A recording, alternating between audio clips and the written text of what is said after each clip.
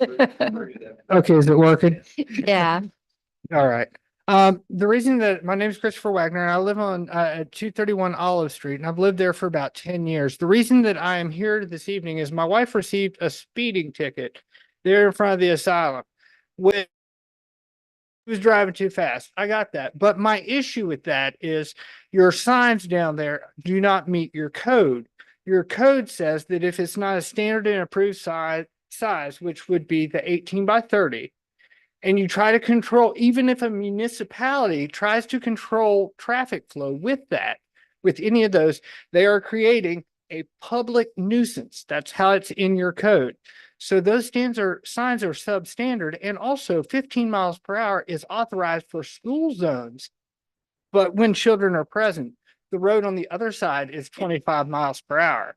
On the other side of the river, that back street is 25 miles per hour, but that one isn't. And it just seems that like you hold us to the code. So the city of Weston should be held to the code. And it's my understanding that on Broad Street, is it?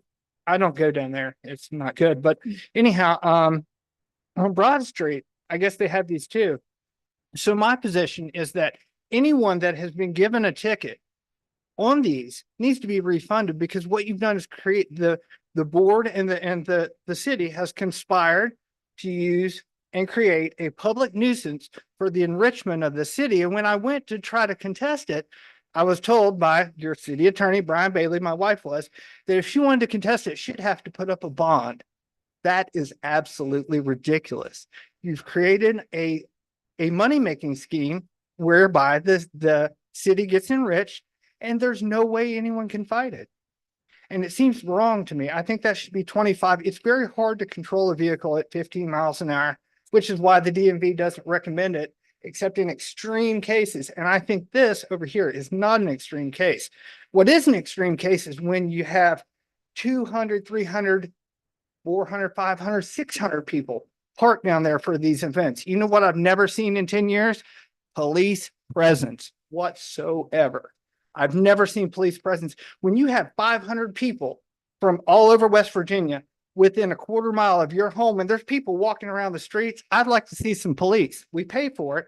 I get papers on my car at night where at 2 o'clock in the morning, someone's walked by my car and touched it, which I find creepy. But what I'd like to see is the trap houses down on Mulberry Street where you can buy sex or drugs and everyone knows about it and people are wandering around like zombies. I'd like to see that addressed. I'd like to see it in a kinder, gentler place, but my goodness, there's open businesses running in my neighborhood that are running commercial businesses. They're not paying any city fees. They're just doing what they do. And no one enforces these things. It just seems like if you're going to enforce something, hold everything to the code. Like the signs, your signs, if you're making money off of them and you're enforcing laws and writing tickets, they should be to code. Absolutely. There's where I work, I'm held to code. If we don't meet code, it's a serious issue. And the state of West Virginia is that way all the way across the board. If it doesn't meet code, it is an issue and there's really no way around it. I don't mean to sound mean about that, but if you have issued like 100 tickets on those and they are a public nuisance, what have you done? You've conspired to illegally defraud people of money using your power and authority. And to me, that's just sad.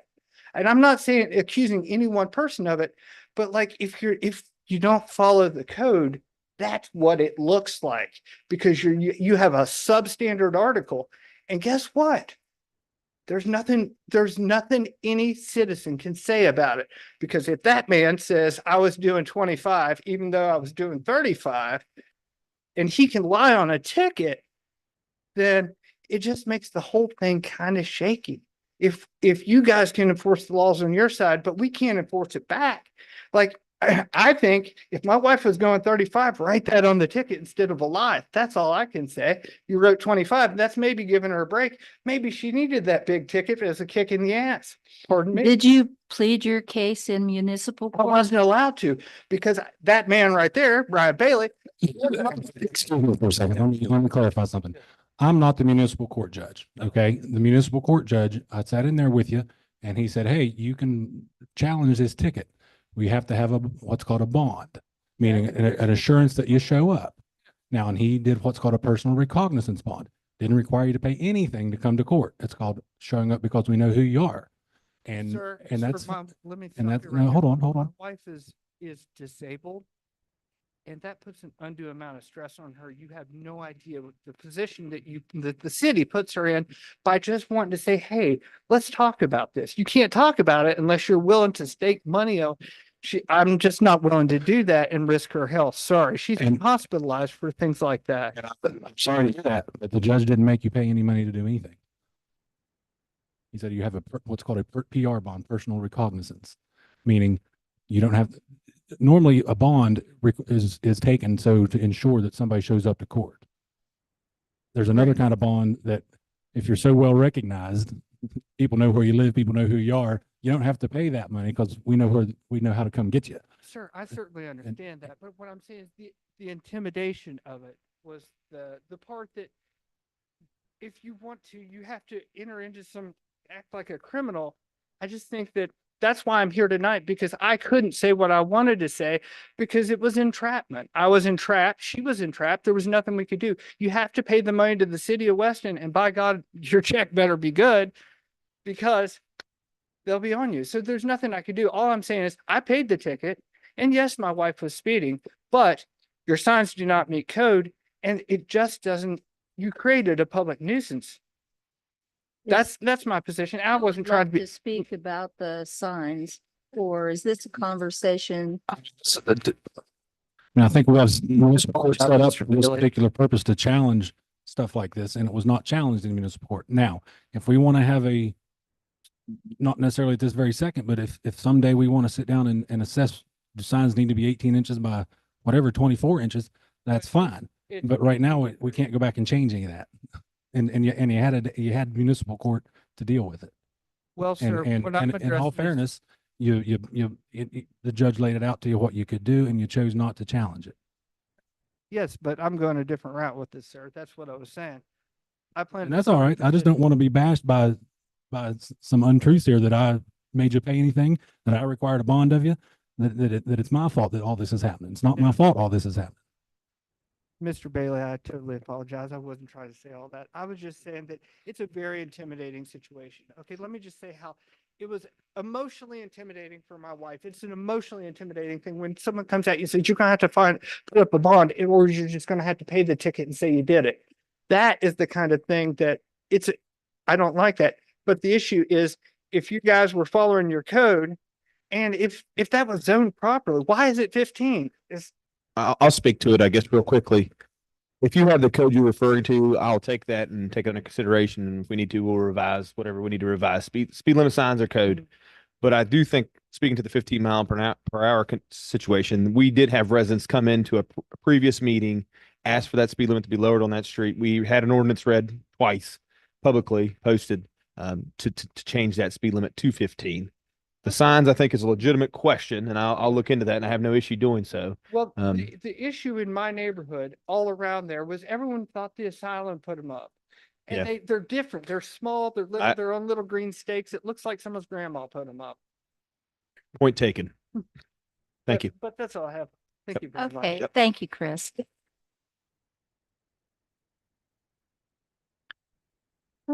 Okay, next we have a presentation from West Virginia American Water. Hi. Good evening. My name is Matt Davis, and I'm an attorney with Jackson Kelly in Charleston. I represent West Virginia American Water, and as the council may know, West Virginia American Water does a lot of excavation within Weston's city limits. We have a lot of infrastructure located underneath of city streets and sidewalks, and we often have to excavate in order to access and repair, replace, and maintain that infrastructure. Late last year, maybe early this year, we had a few disagreements with Mr. Stansberry and Mr. Starrett about what our pre and post excavation obligations are, or how that process ought to work. My client and I approached our disagreements in good faith, and I'm comfortable saying, hopefully Nate and Mike won't disagree too violently, but I think we worked through the overwhelming majority of what we disagreed on. We still have some lingering issues that I would like to resolve. However, I think we've hit a little bit of a roadblock because right now the city of Weston has some ordinances in its city code that are very old. I think the majority of them date back to 1929. Some are a little more recent, but the majority are close to 100 years old. A lot of these ordinances are unclear, just a little ambiguous and certainly difficult for us to comply with. I'm confident that Mr. Stansberry, Mr. Starrett, Mr. Bailey, and I can work through these lingering issues. No doubts about that, but we do need to get past some of the existing ordinances. To that end, what I would like to ask the council to consider is enacting a new ordinance that would essentially authorize Mr. Bailey or the city attorney to permit public utilities let me back up. I'm sorry. I botched that. I would like the council to consider enacting an ordinance that would allow the city attorney to enter into agreements with public utilities in which public utilities could deviate from existing ordinances. I'm not asking to, strike or even revise any existing ordinances. We just would like the city attorney and by extension, Mr. Stansberry and Mr. Starrett to authorize us to deviate from existing ordinances when it is in the public interest for us to be able to do so, and when it does no harm to the public health and safety and welfare. Essentially, I mean, that's a lot of words for what I'm really asking for. What I'm really asking for is for your city officers to have a little more flexibility in their negotiations with us. I've drafted a very brief proposed ordinance that does that. I'll hand it out in just a moment. But that's essentially it. We just want a little more flexibility. And again, I'm confident based on our previous discussions, we can resolve the issues that are still out there. But let me, if I may approach, I'll hand this out and see if you guys have any immediate questions.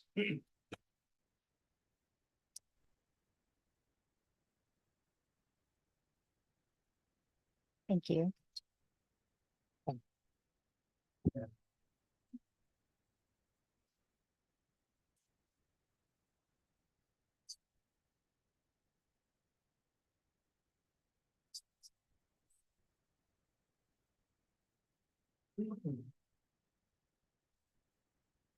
And I understand based on my discussions with Mr. Bailey that the ordinance could not be enacted this evening.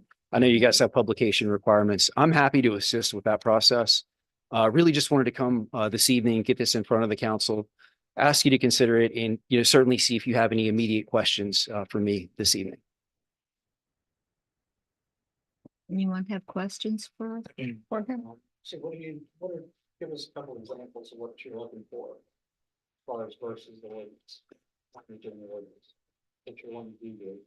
I think the biggest issue I have with the existing ordinances is that they're, in many cases, just very ambiguous. There are instances where we hope to be able to deviate, like where we're required to get a bond for each particular, or contractors are required to get a bond for each particular project that they undertake. We find that pretty cumbersome and maybe even a little intimidating to some of our contractors. We'd like to try to negotiate, a different arrangement with Mr. Starrett, Mr. Stansberry, and Mr. Bailey. But to me, the biggest issue that I have, and I hate to sound like a lawyer, but there's a lot of ambiguity, right? Like a lot of terms that are undefined. The process just isn't real clear to me. And sometimes, when my client asks me questions, it's difficult to give, good, clear guidance because the applicable rules just aren't crystal clear. Again, I think that's, probably. Yeah, neither materials nor time are addressed in any existing ordinance. One of the things we disagreed on last year or earlier this year was the type of fill material that we're supposed to use to, I want to say reclaim, but to fill back in areas that we excavate. We went back and forth on that for a while. Ultimately, we did agree to use the type of material that Mr. Stansberry and Mr. Starrett wanted. And I think we're doing that to this day. So that's one area where we've, I think, shown good faith and conceded to the city's wishes. But it's also, and probably much more importantly, one of many areas where there's just ambiguity. And in that instance, it led to what weeks, maybe even months of us going back and forth, talking about what fill material is best to get the street back up to the condition that it was in before we excavated.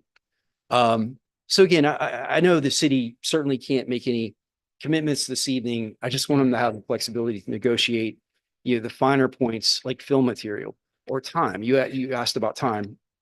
The city obviously has the right to inspect once we're done, refilling areas that we've excavated, but there's no timeline there. I would like to, ask the city to commit to a reasonable timeline, something that, certainly, yeah, I'm sorry. I think I sent Mr. Bailey a proposal a few months ago where the timeline was, I believe it was 15 days. I wouldn't swear to that, but there's flexibility on our end. I mean, if they, if Mr. Stansberry or Mr. Bailey comes back and says, no, we need 30, I'm all ears. I just want them to be able to negotiate these. I said deviations, but also, clarifications is a good word to the existing ordinances. We just need a little more clarity as to what the process is going forward.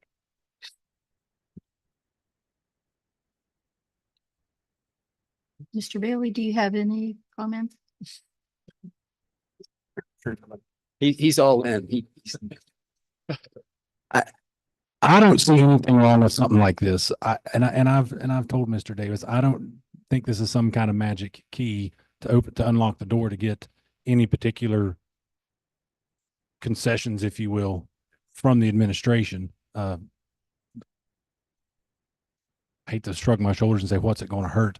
I don't think it's going to hurt anything, but it comes with the caveat that, and I think, Mr. Davis, you've alerted me, someday we all may not be here, and you may get somebody that wants to use this section, somebody that says, to heck with this, we're never going to use it ever, and abide by everything we say.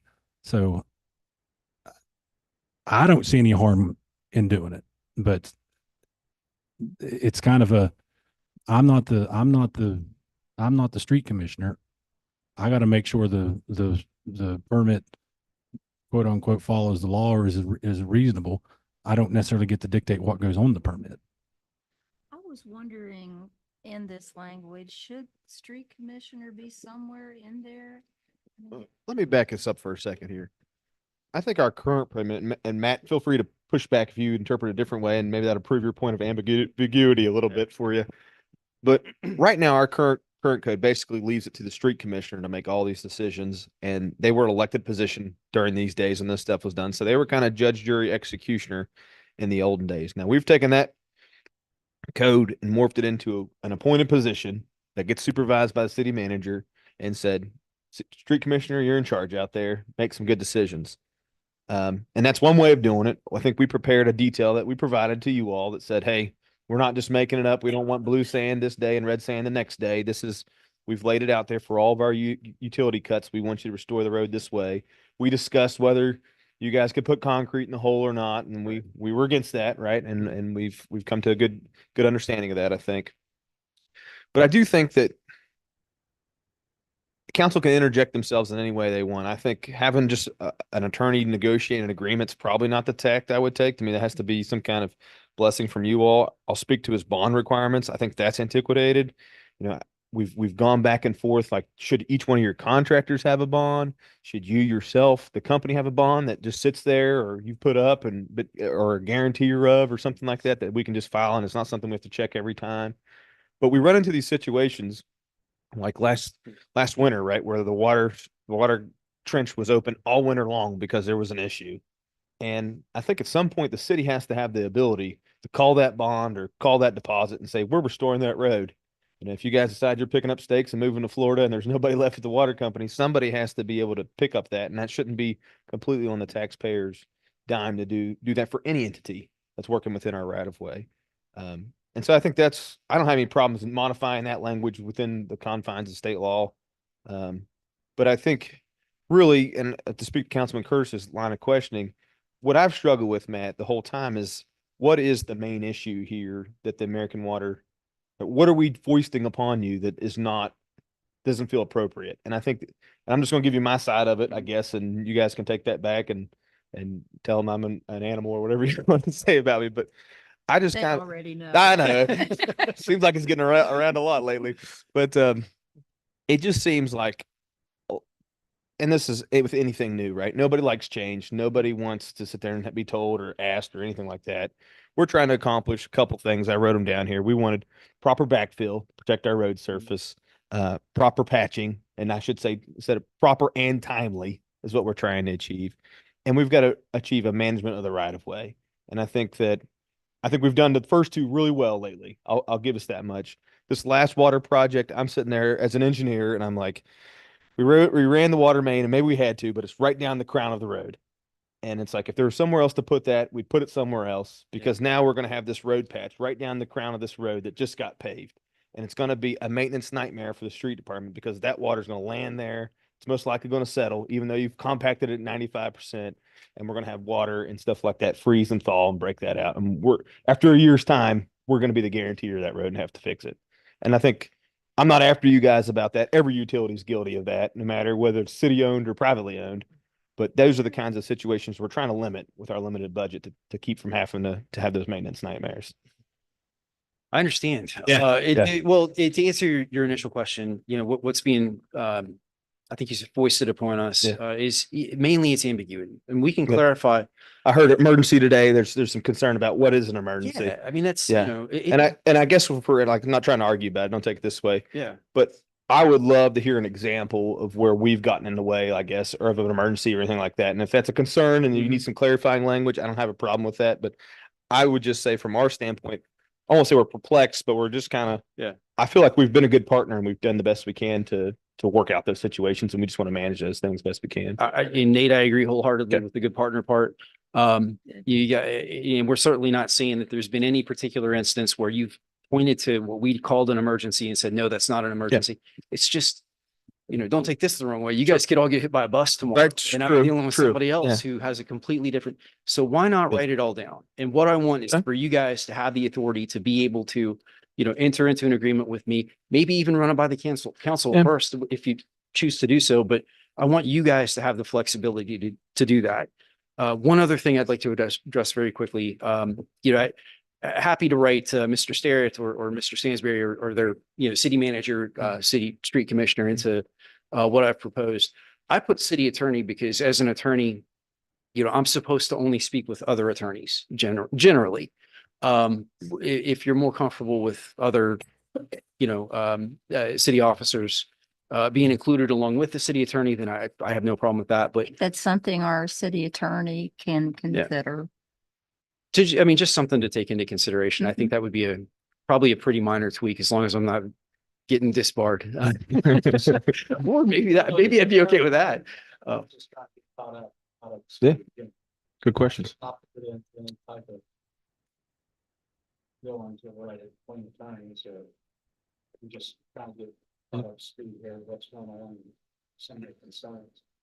just make one final point with you, man. I hope this is clear. Is that our view of it, and council can take a different view. They're independent, I guess. Is that, I think it's great to have these back and forth, but at the end of the day, that's the city's right of way to manage.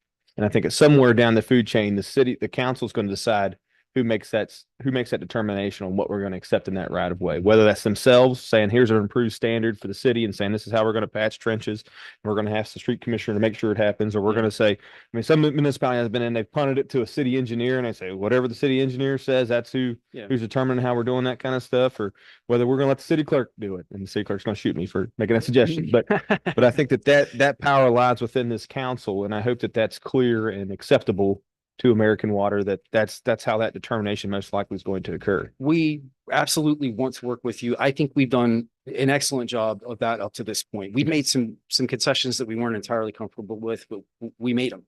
Yep. But we do have property rights too. We acquired, our own easements in right of ways from, I think it was Weston Water Company back in the day. We paid for those rights. So it's not. And I think you have every access to your pipe, but I think what we're talking about is the road restoration at the end of the day, right? And I think, yes. Yeah. I think as long as, as long as we're clear that we have property rights too, and, your constituents benefit from us doing a good job and our ratepayers benefit from us doing it. There's a lot of common ground here. And that's why I can stand up and say, I'm confident we'll reach an agreement. We will. I mean, you guys have been reasonable up, to this point. We disagree with some things, but we'll get it done. I just need you guys to have the flexibility to be able to do that. Yeah, That's we can. I would just say we've stood on the ordinance because that's where it's been, right? That's what the ordinance says, and we're Yeah. just here to enforce the law. We're good cops at the end of the day. But I have no problem negotiating. Like I said, it's 1929. It's probably time for a look at it, at least to take a look at it with all the rest of the stuff we've been looking at. So Yeah, now's the time to do Let's it. do it. Yeah. Does anyone else Be have careful with her. Mr. Davies? Yes. Well, I think I can speak for the group. We really appreciate you coming this evening, and I think council is very much interested in getting something put into place so that we can look ahead and prepare for the future and make it as seamless as possible. And so we'll count on our city attorney to guide us with the information that you presented. Yes, ma'am. Great. Well, thank you very much for hearing me out this evening. Thank you. All right. Thank you very much for coming. Feel free to speak yourself. but I think you want to- Yep, thank you. Okay, next you have the minutes from the regular and special session.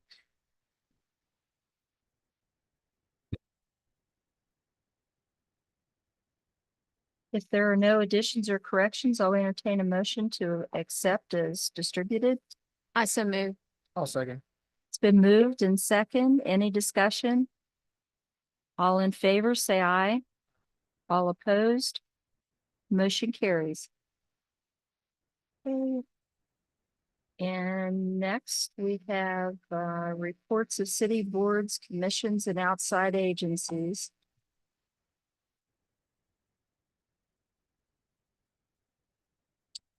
The cemetery board next meeting Monday, November the 18th at 4 p.m. There's a cleanup Arnold Cemetery. Does that mean there's another date scheduled, Marty?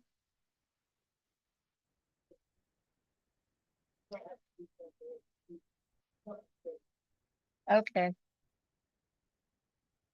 Okay, Landmarks Commission, that is next Thursday, I believe. Okay, the 17th at 6 p.m. Planning Commission, that's been moved forward too, I believe. Okay. And at that meeting, we will be reviewing the draft of the comprehensive plan. Understood. Board of Parks and Rec. Okay. The Lewis County EDA, Wednesday, October 9th at 5 here. Zoning appeals. I don't know when that is. You've got the 8th.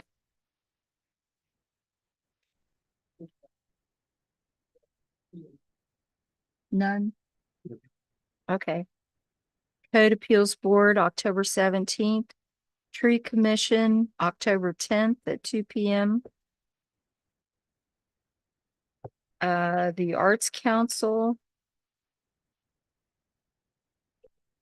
I guess they're meeting this evening. No, tomorrow at West Hall. Weston Arts Council application for Tracy Probst. We have an application.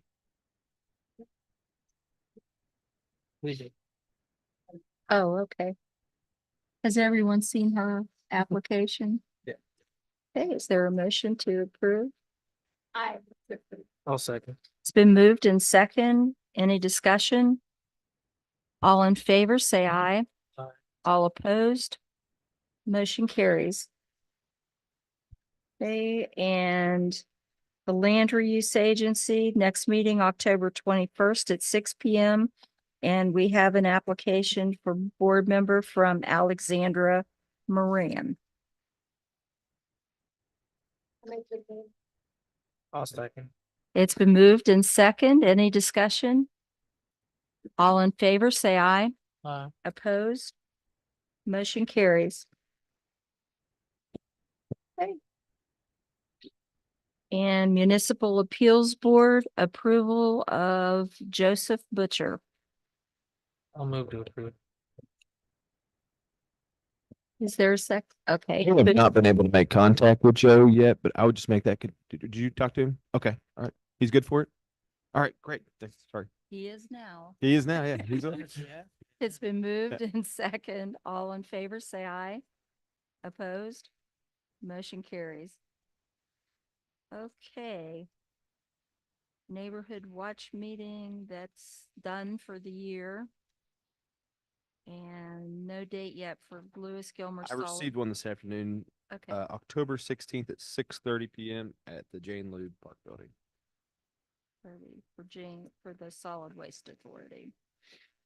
Okay, vacancies, Board of Zoning, one position, one alternate, and the Tree Commission, two positions, yeah. Moving down to Weston Sanitary Board report.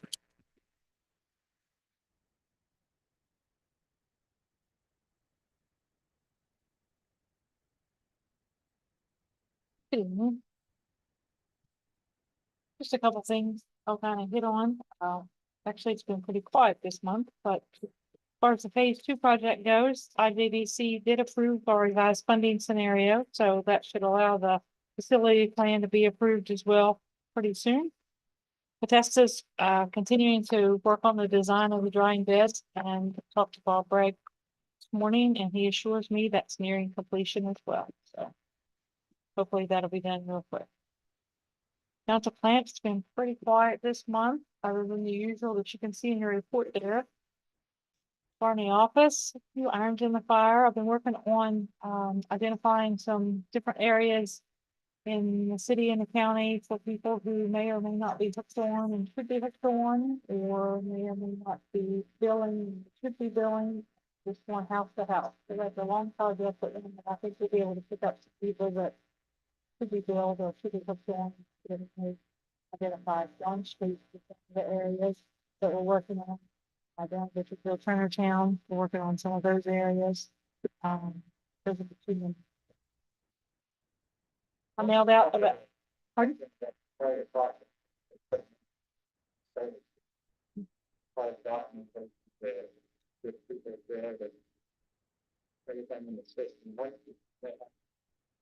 We should have had a complete list from the engineer at that time. List to be able to go through and get all those people hooked on. That list wasn't complete. Gotcha. I asked them if there was a list other than the one that I received that maybe was a little more complete.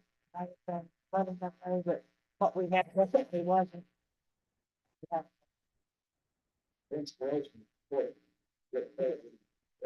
Yep, it is. So we're going back them off the tax map first of all, and then that's done all the way down through the one more or less. And see who's, make sure everybody's. There'll be, there'll be some happy people when I'm done. I sent out over 570 past due letters to customers and getting ready to submit 50 new water terminations this week, probably here Thursday. The billing for the month of September was 179,192. And the collections for September was 184,461.35. so that's 19% of customers are past due.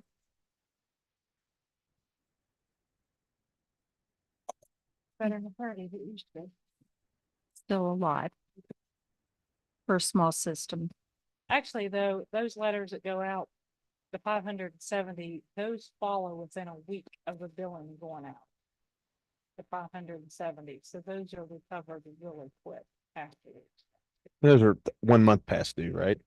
So they've gone a month and not paid. That's actually everybody, whether they're 1 month or 3 months. Yes. And like I said, those letters follow their bills go out within 3 days. Those past due letters are generated for what was past due from the month before. Okay, yep. if you have any questions, I'll be glad to answer them. Otherwise, our meeting actually has been postponed until the following week, which is I don't have that in front of me, 21st. 21st at 4:30. Okay, questions for Dee? Yep, that's okay. Be such thing as us being reimbursed for any funds that's lost and having to use trash. Oh, look at that. We'll check into that. While D's up there, can we make mention again of John Street, what's going on there? I don't know did we bring that to the council's attention last meeting? I'm not quite sure we did, yes. If I did, feel free to say, yeah, we've heard about it. But we were approached by the Lewis County Health Department to go down to John, right past Quality Water Services when you make the big turn there.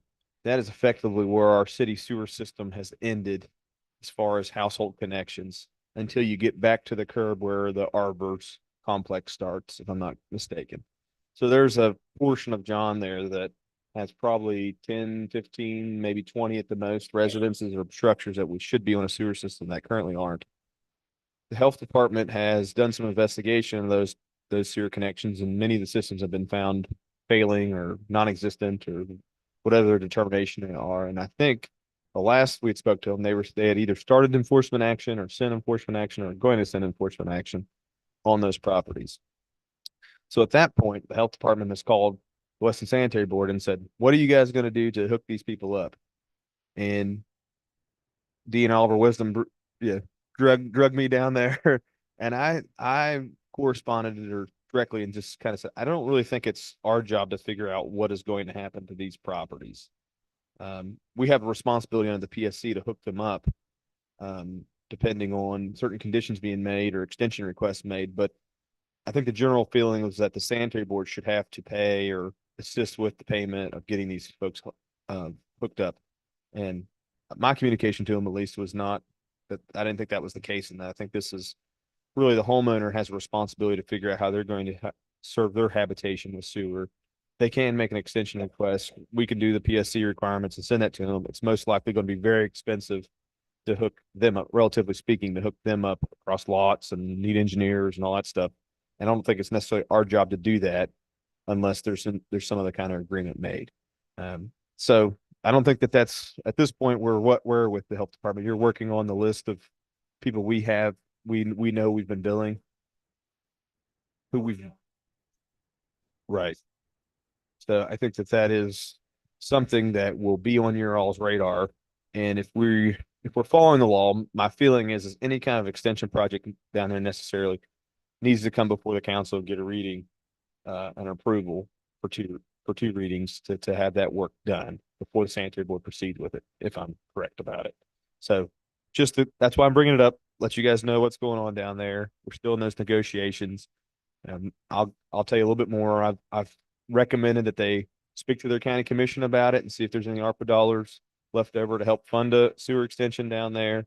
Or I've also broached the idea that if you were annexed in this part of the town here, that I think we'd have an obligation as a city to make sure you had sewer service up to your property line. And that would be something that could be considered as well. But at this. Yep. Yep. Yep. And we have a main line gravity sewer on that side of the river. It's down back lots against Stone Cold Creek. So there's John Street and everything flows down to that. So I think it's technically feasible to get them hooked up. It's just finding the routes and all that good stuff and getting people there. So that's that. Any questions? Well,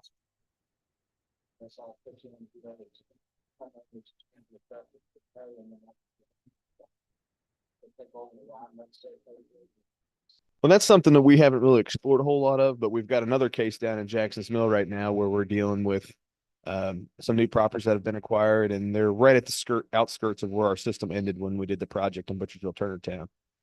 Those folks have essentially come to us. Of course, I don't think they've actually filled out an extension request. We just gave them an estimate because we're nice.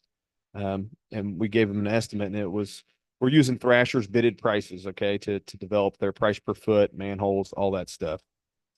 That turns out to be $20,000-$30,000 of work to hook up 2 or 3 houses. And everybody's like, oh my God, it's expensive. And it is.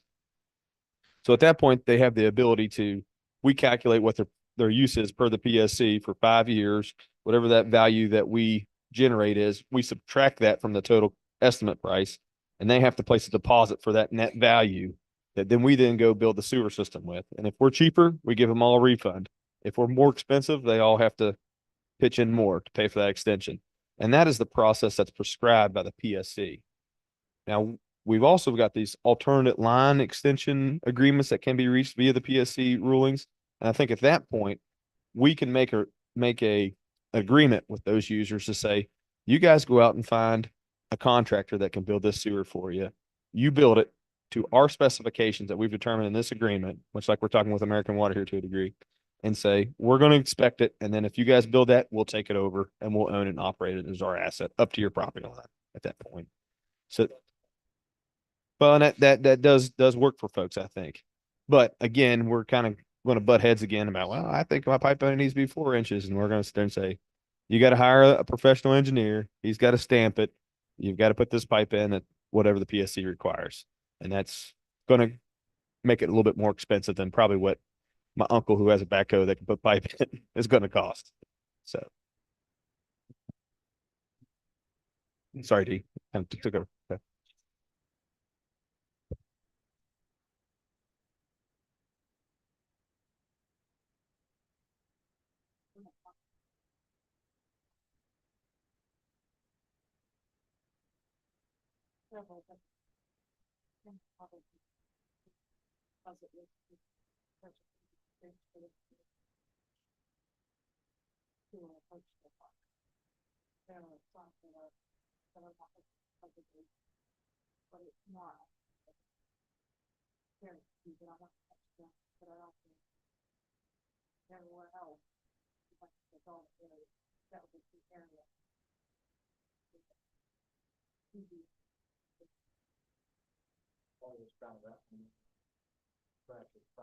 Well, and the list that they had given us for the list of the project for a lot of that.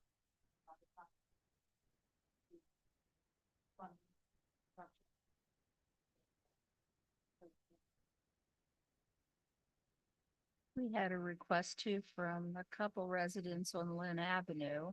They came to a meeting and they were given an estimate of what it would cost. And it was really cost prohibitive for them. They weren't our residents. They were outside the city limits. Right. Upper end of Lynn. I think they referred to me as Mr. Asshole. I remember that.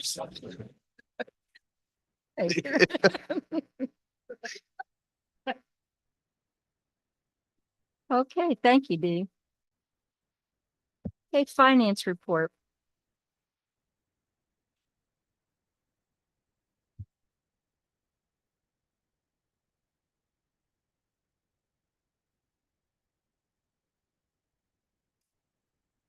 Try to keep this pretty short. I want to give you a quick update on municipal fees. There were 3 big lifts that came out of the change in the ordinance.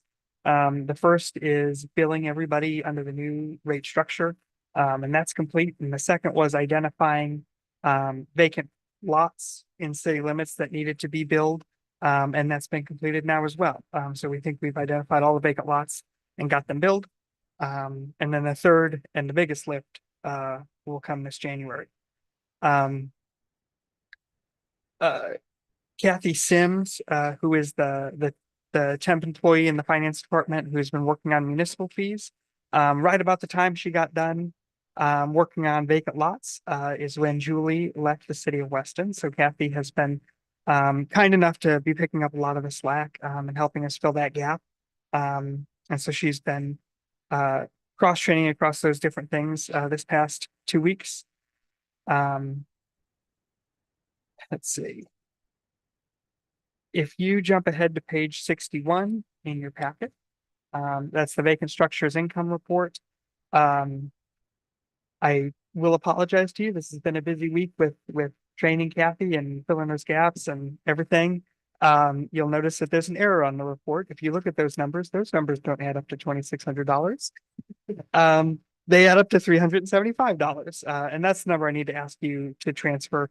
I have to tease that report out of a larger report and I didn't change the bottom number when I was before I sent that to you all on Saturday.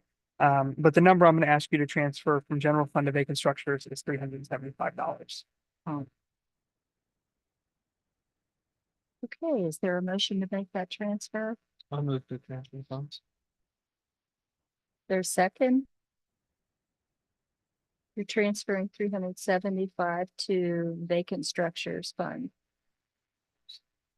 Okay, it's been moved in second. All in favor, say aye. Aye. Opposed? Motion carries. All right. And then the expense detail report begins on page 62. Does anyone have any questions about the check detail?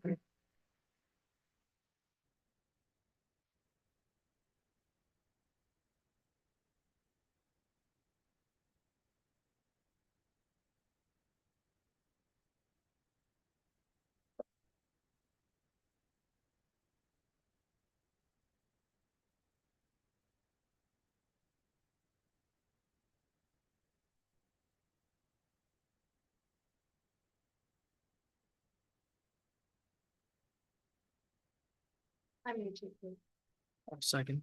It's been moved in second. Any discussion? All in favor, say aye. Aye. All opposed? Motion carries. Thank you. And do you have any questions for me? I do not. Okay. Thank you, Thank Joe.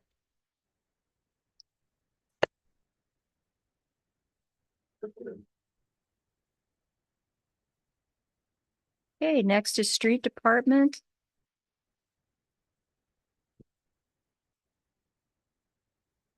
Reports in your all's packet. The only thing that I would like to add to that today, we got a nice little letter from Mrs. Bennett over on Court Street where we put in a handicap parking in front of her house, which I definitely told her at the time we would put it in, but it's not designated for her. But she said to say thanks today to all the employees that helped out with that. Very professional work that was done over there. And hopefully I got the right size sign over there. Any questions for Mike? Okay, thank you. Next, police department. Anything in addition to your report? You did a good job at Neighborhood Watch the other night. Thank you for coming, and I think the citizens feel better when they hear you speak.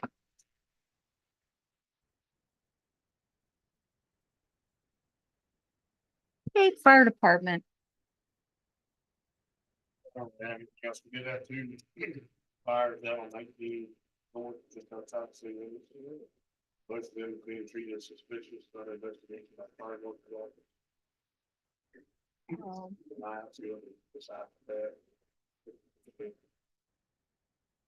Okay,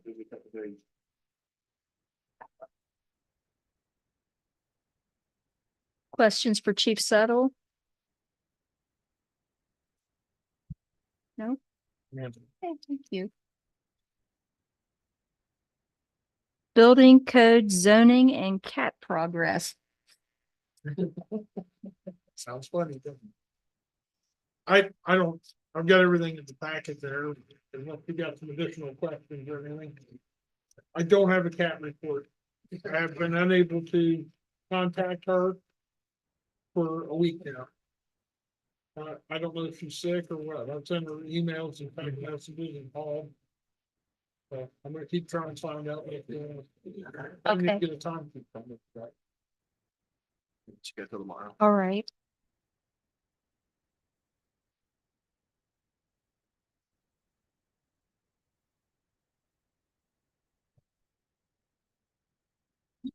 Having any luck with the buzzards?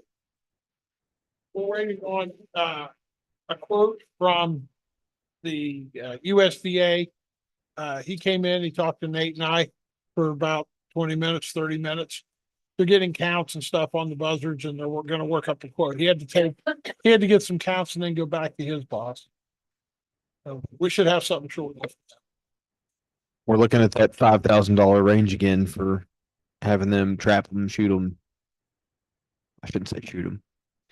Whatever they do to them, relocation, all that good stuff. But I think they did. I won't say they apologized, but they spoke to the program beforehand and said COVID really threw the last treatment out, and that typically this has had pretty good success rates as far as being able to trap those and be able to diminish the birds' numbers.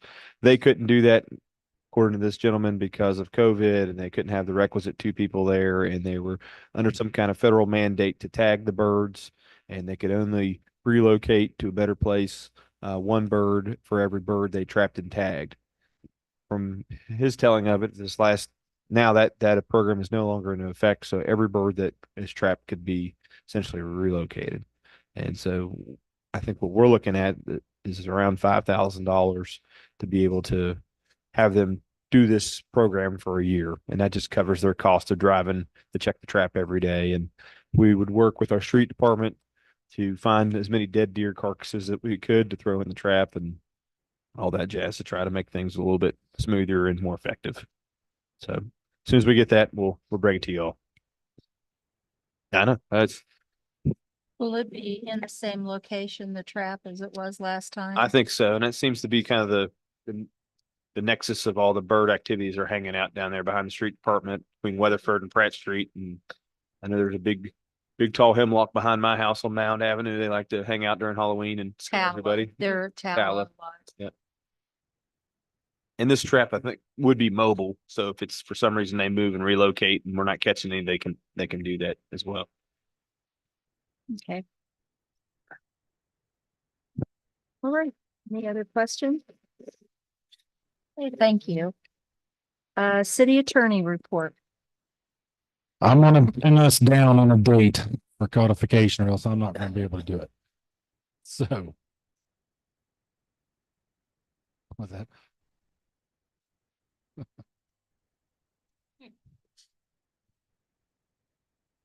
I don't know what date. I don't know what date to pick. I want to do it in, I don't know.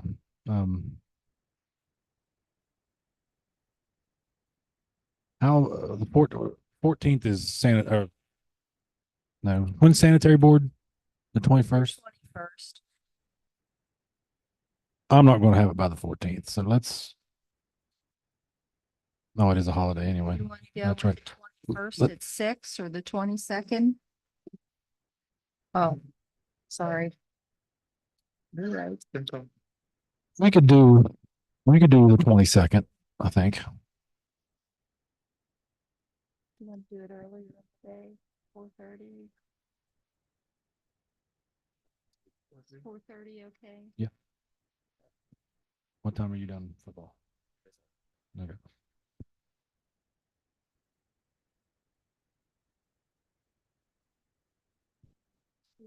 Yeah.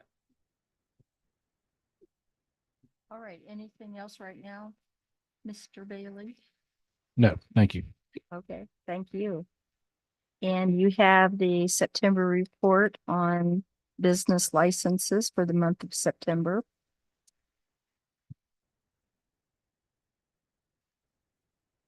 Some. Okay, and city managers report. Well, I've got a list I threw an old report in there just to kind of give you a list of things we're working on. We've continued to try to make some headway on some of these smaller projects. It's been a tough couple of weeks, I'll say that. Before I start, my wife's, the baby is due at the end of this month. And so we're kind of getting things prepared there. And my plan is, I think by the Family Leave Medical Act, I'm supposed to alert you 30 days beforehand. So consider this your notice. But I'm planning to try to take as much time during the day with her as I can, at least probably the 3 or 4 weeks. I'll plan to probably pop back into the office, but I'll use my sick time during the afternoons and stuff like that to keep things rolling. But that is my intention for after October, November, depending on when it comes. I've got my fingers crossed it's coming early to give her some relief, but we'll see how it goes. Cultural Center, I want to give you an update on that. At this point, I'm authorized the architects to move forward. I've got a quotation for $4,800 to put the bid package together. So we want to get that thing bid out and understand what the costs are going to be here, at least especially before the end of the new year. So if we need to rouse up funds from ARPA or something like that, we'll have that option before our hands. So that's the progress on that. I want to make mention that we've had a couple of zoning issues, I think, pop up in the last month that really has started the wheels turning with business licenses and B&O taxes.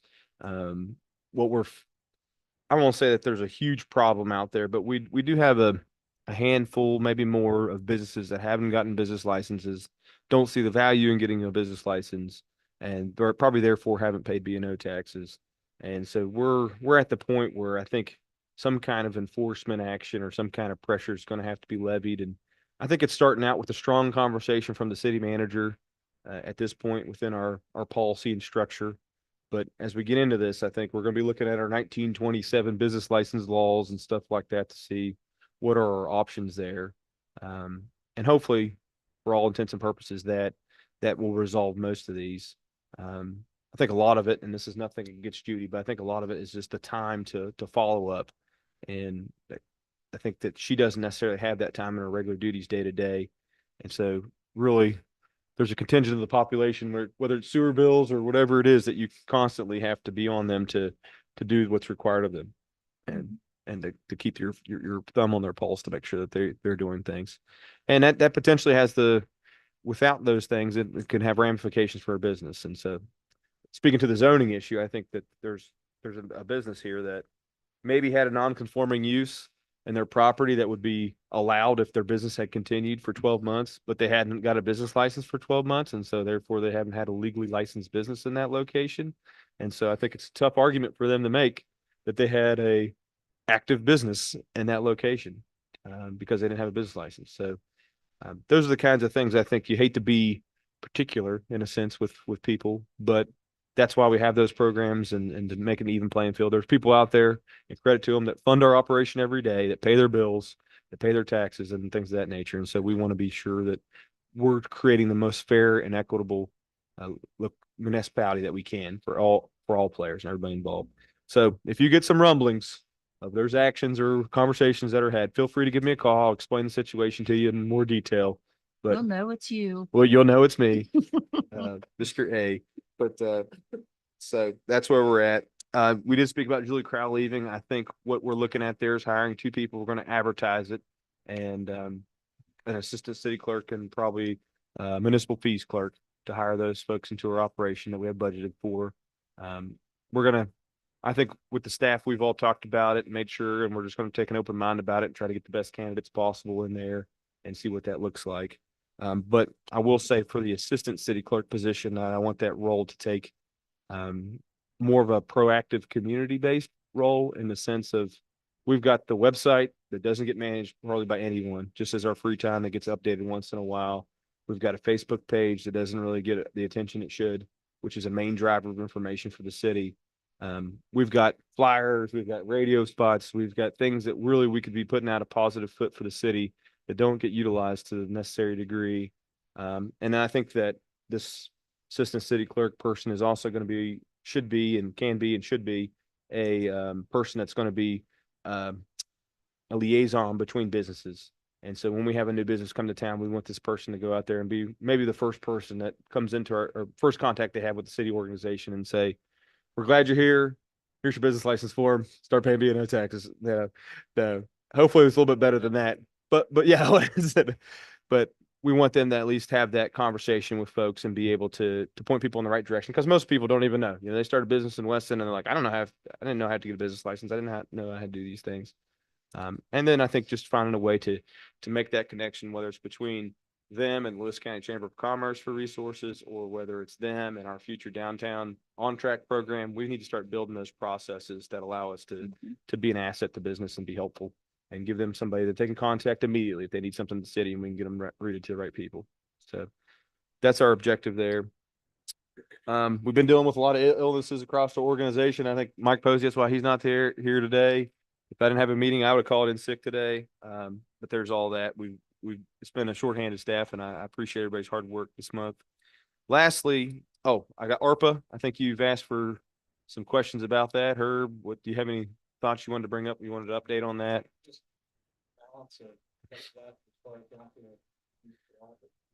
I think it's right now you've got about 400 grand that we haven't necessarily spent.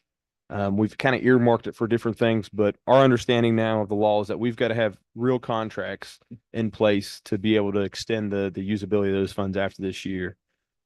In the last month, Marty and I have met with Power to talk about removing the poles. So I think we had 6 or 7 poles on the block between on the Enzo side of Citizens Bank all the way down to First Street to get rid of all those poles. We've identified the 6 or 7 electrical connections that will have to be revamped on the downtown. I think that's where we're looking at a public investment on those properties to get their electric connections moved so that we can move get rid of the poles. He's met with Chantel and Frontier. I think at this point it seems like a light enough lift for it to happen. The biggest thing is Power is going to require exchange of funds to able to reroute and put new transformers and all that stuff that they're going to do. Their estimate, it should be forthcoming in the next month, but they're thinking tens of thousands of dollars in order to get those 6 or 7 poles down. And so that's going to be a real question for this group up here is, do we want to make that kind of investment to get those poles down? My feeling is it's too much in a sense, but I think this is your one opportunity probably in the next 20 years to get them down if you want them down. So that's why tonight, if streetlights is on the agenda, you're not going to get a streetlight proposal because I'm kind of keeping that powder dry to make sure we've got the right funds to be able to make that happen if we so choose.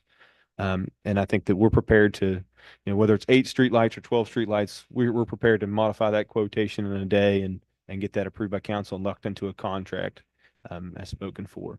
So that's the route I'm really leaning towards ARPA right now. I know I've had Laura from Parks and Rec come to me with some small items, playground, those kinds of things. I think those will be kicked up to you all at some point to make a decision on. And I think that we'll see what the funds look like and whatever you guys so choose. I don't have any issues with it. Joe, anything else big I'm thinking of? We still got the camera stuff we're trying to work through. We've gotten a couple of those operational in the last month. We're working on internet connectivity and the right plugins and all that good stuff. Myself and the chief of police currently have the login. Any other? Again, you're not here and the chief's not here. He's manning the Yeah. cameras. Well, nobody's manning them. They're just there continuously recording. And I think the intention, right, is to be able to access those when there is an incident, not to be routinely surveilling them or anything like that. And so,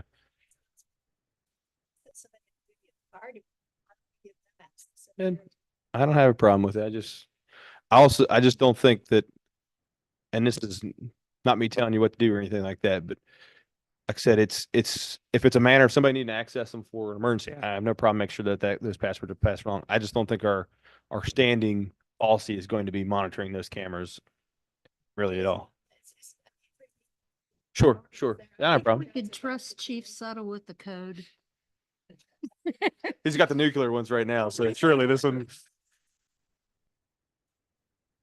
Yeah. I don't have a problem with it. I just, I've limited so that we. Yep. Here all the time at the fire department. Sure. Yeah, no issues. You can get them on your phone. There's an app. I've done that. No, I'm just saying, I think that anybody we feel that needs to have access to it, we can give that to them. I think that is a good idea. Sure. Yep. Street lights, playground, what else? As far as your ideas for help.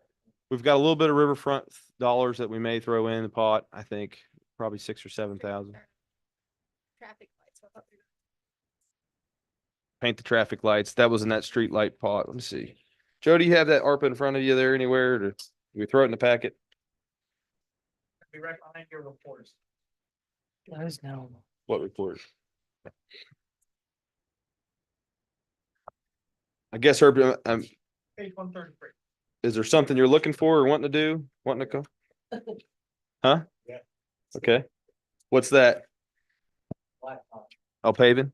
Well, let me tell you my theory on that. I think that between now and probably the end of November, when we get a paving invoice, you're going to be able to there's gonna be a lot more clarity to the ARPA stuff. And I think at that point, if you need to spend some dollars on paving, spend them, pay that invoice with your ARPA dollars. And I think that's your cleanest approach. And at that point, the $100,000 or whatever we get paved in the fall will not have been spent from the general fund. So you could essentially treat that as rollover dollars to the next year's For paving spring. if you wanted to pave more, if that's what you so choose. Well, I'm not endorsing it. I'm just saying I think that's how you should treat it. Yeah, and tonight you've got a paving bid in front of you. Prices have went up, surprise, surprise. And so you're looking at, if you do that list that was presented to you, at about $205,000. And so I think that's what you're looking at. And that's about a street, maybe 3 streets in every ward, depending on how big your street is. Yeah. But I'd like to ask a question Sure. about the riverfront project and where we are with the architect, and I just don't want us to lose that earmark. So do we Earmark. have to have something committed by December 31st for that? I don't think so, but I can check on that and make sure. Right now, we fired a volley off on the contract. They got back to us late last week on some contract. Brian was answering that today, and I think we'll be ready to finalize that whenever you guys are ready. And I think Okay. you guys technically approved it already, didn't you? The architect's contract. Then we do that at the last meeting pending the city attorney's review. And it's very minuscule changes. It's just making sure the legalities are understood. From, If you could check on I that will. deadline. I'll Dave, provide you I'd an answer to that. appreciate Yep, it. no problem. It's a lot of money to lose. Okay. Are we fine with ARPA? Any other questions there, Herb? What's the estimate for the paving? Are we gonna move on that or? It's farther down in the agenda. Yeah. I'm sure. Madam Mayor doesn't spend all my money on River Street Park. Yep. Right now, About that. Riverfront, and I think you weren't there at that meeting when we talked about that contract. We've got $18,000 from Hubcap. It's for technical assistance. We've got a contract, I think, with the architects is around 22 or 23. The Hubcap assistance requires a $2,500 match, which bumped up the total project cost to $20,500. We thought we could scrape up the rest of the thousands, a couple $1,000s to pay for the architect work and master plan for that. So that's largely paid for with grant funds. But I think at some point, probably at the end of this month or early November, I need to bring you some ARPA decisions to make, and let's make that. But you do have to December 31st. December 31st. Make sure you block out December 30th, Debbie, because I might be calling you. Well, as far as Yeah. council goes, if this has gotta be invoiced or earmarked by the end of the year, we don't want you, Yeah. we don't wanna wait and you tell us. We don't want to lose, December. we don't. No, wanna lose. no, we've been slow to figure some of these things out, admittedly, but we've been busy, honestly. But I appreciate it, and I think we can get it all taken care of. I think with fencing, that was one thing that you guys had approved us to do, and it was my understanding Sherry met with a contractor to get some alternative pricing to see what that looks like. I think it's going to be scary as far as the pricing. It's just my gut feeling on it, but that will be something we'll bring back forward because I think there's some I thought we agreed on. well, you agreed for us to buy it and install it ourselves. I think our progress has stalled out a little bit to be. And so I think that there was some desire to see if we could find somebody else to install it for us, for lack of a better word. And we're gonna look at those pricing. Well, that's what she's getting a quotation on it, and I was fine with that. I said, feel free to. But I think, worst comes to worst on a project like that. Let's buy the fencing, we'll put it in storage, and we'll install it as time allows. I think right now, the spot that really needs it, it's right there at the bridge. Don't disagree. Yep. Don't disagree. The rest, Yeah. I think, can wait. That's kind of dangerous there. That's what Mike and I was talking about, the barrier's been there over a year. Barriers are missing now. What you see that is a mess. I'm sorry, Nate, jumping in over You're fine. there, but we took those out with the intention of going that week. And then we come up with this thing with the state department, come up with the thing, new permitting, and holy smokes, I'm telling you, once you send it in, it's 2 or 3 weeks before you get permitted now. And I'm not sure they know how to permit, but anyway, we did get permitted for that. we're taking care of the sidewalk up here and providing moose soon as that's done. We will be moving down there. All the materials is blocked for that. But again, like I say, state road, when you get ready to do your committee, you better do it about a month and a half ahead. Okay. I think the weather's supposed to cooperate. so. Yes. Okay. All right, I'll entertain a motion to. One more thing, Mayor. Oh, I'm I want to sorry. speak to the fire fee just real quickly here. One of a couple things we're going to table tonight, and they have been directly result because of the time spent in the last 3-4 days working on this fire fee. The House introduced a bill today. They had the governor's special session amended for the second time to include a moratorium on the fire fees on non-municipal residents. And what they're slated to do is they have an effective date of sometime this year that will, I guess, make it impossible for you to assess that fee in the moratorium period. And it looks like until next year, next June, which at that point, my understanding will be is that the legislature is gunning to make some kind of change to the status quo with municipal fees. And that probably will happen sometime in February. But I will say, and I'll apologize to the council that this has moved very quickly. It was our understanding that this wasn't going to be considered in the special session, and it has been. And we found that out not from our legislative members, but from the municipal league itself, alerting us to the possibility of this about late Thursday.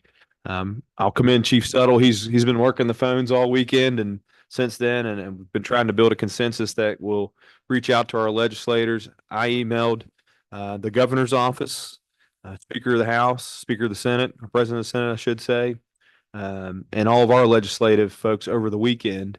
I've gotten 0 replies from them about the issue. It's my understanding that our members, our local reps, are the ones driving this bill to include both Lewis County or Weston and Buchanan's first 2 fire fee policies. And so at this date, we've emailed this afternoon. It went to before the House. We were all watching it on YouTube, and we got notice of what the bill number was. We pulled it up and looked at it. I sent an email to the committee. So things are moving very quickly, and I think tomorrow will be the conclusion of it all. I emailed all the committee members as of the meeting this evening. I had one reply from a delegate, I think in Huntington or something like that, who recommended that I send an email to the entire House membership to let them know the background on it. In this email, I'm detailing that I feel like this is a very local issue that should be given local consideration first, and that I don't feel that it has been given local consideration in the sense that I think we've got a contingent of folks, whoever they may be, because they haven't necessarily revealed themselves, who are lobbying the legislature to preserve, or you're using language to the effect that this fire fee is going to ruin volunteer fire departments and not be able to fund these things and that things. And every time that I've been presented, I get a different set of facts or a different position. So it's very difficult to understand where they're coming from.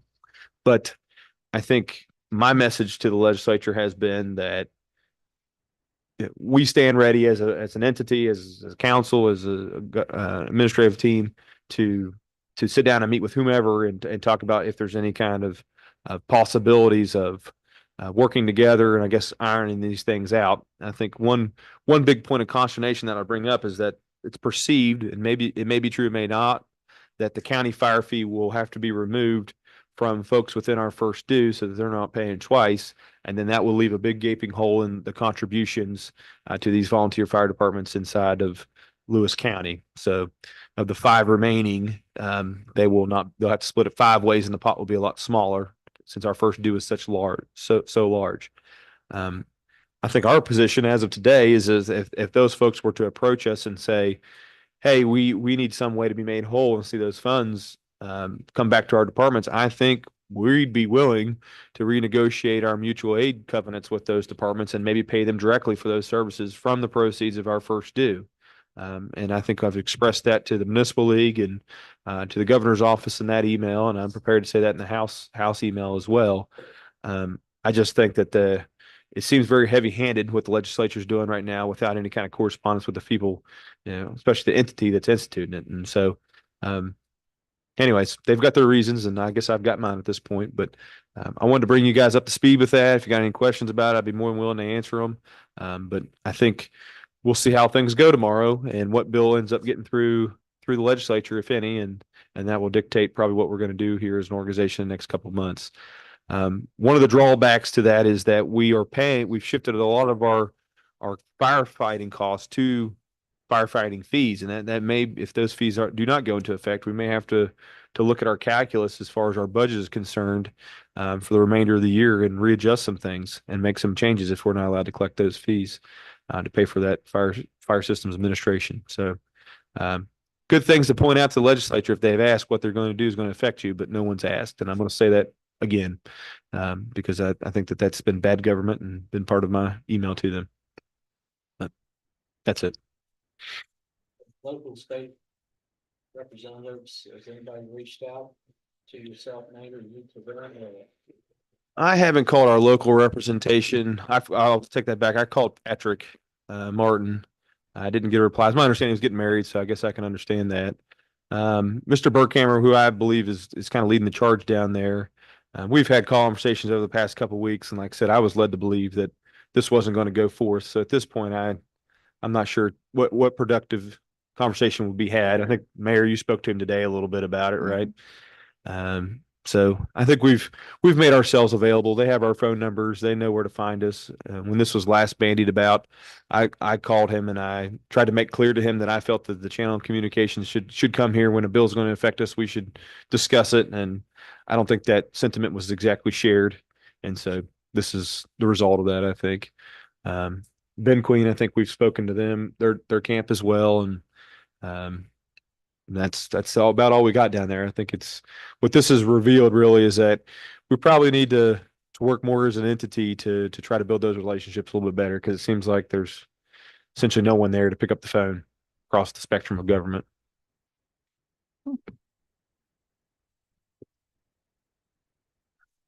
All right, I'll entertain a motion to approve all department reports. I'll second. It's been moved and second. All in favor, say aye. Aye. Opposed? Motion carries. Under old business sewer rate ordinance, this would be the first reading. And I'm sorry that you've had to wait so long. All right. It's good to see you again. Thank you for having me. Nice to see all of you again. I can answer any questions. I know we talked about it at length the last time, and I understand that you all have met with Zach Dobbins, your accountant, and hopefully he provided some information that allowed you to be a little bit more comfortable with the ordinance. I can quickly recap what you should have in front of you, I believe, is the ordinance that we have drafted that has the 2 steps. So the first step is what you need on a going level basis that would become effective for service rendered on and after 45 days after ordinance adoption, which follows the West Virginia Code as far as the 45 days. And that would be the increase that Mr. Dobbins determined really is needed to meet the going level deficits that you have right now. And then the step 2 would be the additional increase to support the loan that you will need for the phase 2 sludge project that you all are working on. And that step would become effective on the earlier of substantial completion of that project or 6 months prior to the first debt service payment of that loan. It's going to be a loan from the Clean Water State Revolving Fund, which is through the DEP. And I don't know the timeline of when that might be. I know you mentioned about the plans are still being developed now, whether we might be able to close on that project next summer. Remember the exact date. When we're going to close, like the actual begin construction on the project, it was supposed to be by the end of this year, but the design was also supposed to be done, I think, 2 months ago at this point. So I think early next year is probably what they're looking at. Yeah. And the idea is to try to get it bidded this winter in order to be able to get on people's construction schedules to get a competitive price. Okay. Last we discussed. Well, no. And then construction is probably like about a 9-month process, I would say, would be my guess. Yeah, That's about a what year. Tessa said, yeah. Okay, so, so substantial completion is probably going to be getting close to the end of 2025. Construction season. Right, right. And that's when that extra additional increase would go into effect. Since our last meeting, does anyone have questions about the proposed ordinance? I will say I'm the one that asked for it to be tabled to get the numbers, and I believe was it only Councilman Rogers and myself? I think we were the only two at that meeting. We didn't have a quorum, did we? No, we didn't even have a meeting. I don't Yeah. think we had a meeting on that. But I will say that Mr. Dobbins did a wonderful job in the presentation of the increase and what it was needed for. It made me a lot more comfortable. Understanding it a little bit more as to why this increase is needed. And I also believe that we have grant money available too. And if we don't act on that, we're going to possibly lose that funding as well. Let me explain that just a little bit further. I think for everybody here is that when you go into a lot of these programs, they want to know your median household income and how that relates to your rates. And so with these funding programs, if we weren't above a 2% median household income, 2% ratio to, the bills you pay for sewer will be 2% of your median household income. If you're not above that rate, then they will not provide you assistance to certain magnitudes. And so this project is getting $1 million in grant assistance because this rate increase will take us to 2.007 or 9 or something like that, which is just above that threshold. Otherwise, if we'd have gone for a, what are we at 30% this time increase? If we'd gone for a 28 or 29, it would have made a big difference as far as the project cost. We'd be looking at probably a cut of $500,000 or more to the grant funding, which would have to been made up by the ratepayers through additional loans and grants, or loans and basically loans at this point, or higher rates or whatever, however you want to, you're going to finance it. So that really is the motivation for as high as the rate it is. Now, with that said, the required reserve accounts and all those things like that really come pretty close to that 30%. I think we were looking at maybe another 10 to get us there, which we've turned around, rolled those into reserve accounts, the creation of a pump replenishment fund, which will allow additional rates to go into those funds to be able to replace pumps. And then also, I think we've got one additional employee to help out with the pump section. So that part of our business right now only has one employee. So those are really the things that have taken us from 20% to a 30% rate. Like I said, I think that matches up with inflation for the last, since we've had the rate instituted in 2020. That's been about the national inflation rate is 30%. So that's where it left us. He also mentioned the directory that they were going to put on the pumps to try to alert if the pump was not running right, we could fix it before it totally went out. Yeah. And right now, I'll be very frank with you, Dee, and don't take any of this personal, but it's like they are bare boning their operational status. So they're just keeping things running. And so to make those investments on a SCADA system, as some would call it, or any kind of alert system, those are monies you have to be able to make that capital investment. And they really don't have those funds right now. They're just running day-to-day operation. And I'll be very frank with you. As a pump goes out, we look around and we look at our cash balance and say, how many can we buy that pump? And we buy it. And then we hope another one doesn't go out until we've collected more cash. And so that's how the operation is being ran. Our reserves, we've put very little, if anything, in those because of the inflation rate. And we've been trying to head off a rate increase, but you can only head it off for so long. So we do want to make those investments. Yeah. Good. I feel if we go by the size of the plant that was built, median house income, and these rate increases and all, the numbers don't match up. To me, it's like a Band-Aid. I just don't see us in anywhere in the near future to come, us getting to a good place with the revenue stream we have and even with the grants that we're getting to sustain something of this magnitude long term. I'm talking. Yeah. If you took everybody in the whole county paying this rate increase and put everybody that's in the county on that system, still wouldn't be enough as far as to operate efficiently long-term. And Yeah. again, I'm going long-term with this.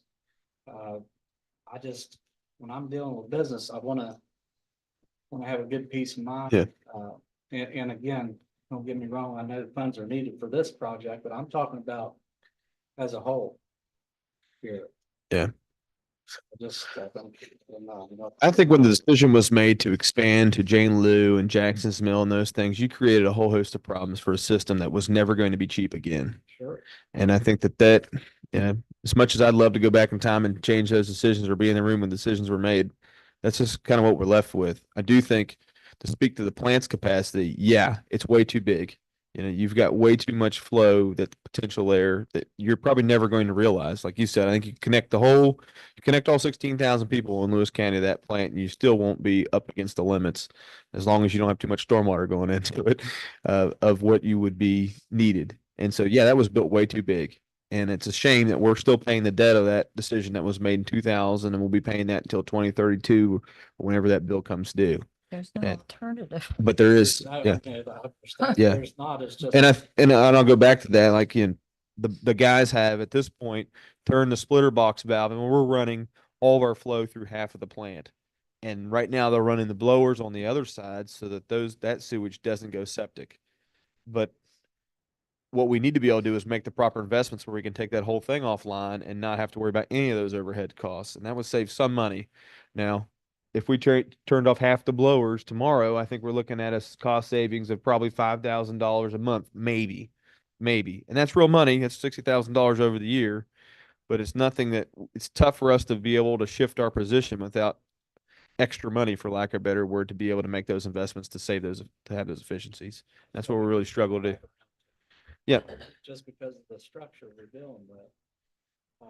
Absolutely. We're just gonna keep chasing our tail down the road here. I don't feel the revenue streams there for us to deal with this, for the sanitary board, for the city, probably not even the county, maybe the state. At some point, we can't squeeze from the community anymore. We're gonna have to decide and make good business sense of what we need to do long-term instead of a Band-Aid everything. And I don't mean that bad towards anybody. No, I don't take it that way. Yeah, it's no blame against anybody here. I'm just talking about how it's structured and. I'm gonna be mean to you for a second. I'm gonna look around, and I don't think there's anybody running in to run that system. And if they are running in, it's gonna be a premium price. And I think that's, unfortunately, it's our lot in our generation to deal with this problem and try to get it straightened out. And I've told D many times, haven't I? Said, if we do a good job the next 30 years, we walk out of here, maybe the next people have a good shot of having a good system. Yeah, right. But I think that's the problem that we all recognize, is that it's 30 years of doing really well, and then maybe you've got some ability to do some things differently.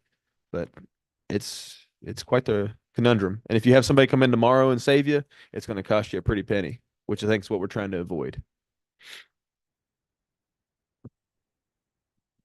Okay, if I remember from the meeting we had with Zach, the average bill, did he say it would be an $8 increase? For the minimum. So when you're looking, we're saying 30%, you're kind of looking, not even the cost of a value bill. Right. Truthfully, or practice. Susan, what is the effective date on this ordinance? If we pass this tonight, what are we saying in our ordinance we're going to take effective? This is the first reading. Correct. And so it would be the second reading, which at the next meeting, if that's November the 4th, it Mhm. would be effective that day. And then the rates are effective 45 days later. Okay. So I always write the ordinances to be effective the day that they're adopted on second reading. Okay. So that can start the 45 days for the effective date of the rates. Not forget at that second meeting, we have to have a public hearing at that second meeting. You do, and there is a notice requirement. I've drafted the notice. It depends on what state code section you're under of the type of system you have. The sanitary board section requires the notice to set out the rates for example, on a water, if a municipal water just has to have a simple paragraph that says we're going to have a public hearing on an ordinance and the title of it, but for the sewer, it has to have the rates listed. So I've drafted that. It needs to go in the newspaper one time. So it would be, this Wednesday, I wouldn't be able to get it in. The Democrat has to have it for a few days. So it would be a week from Wednesday. I think that's the 16th. And we've got to mail that notice out to folks, right?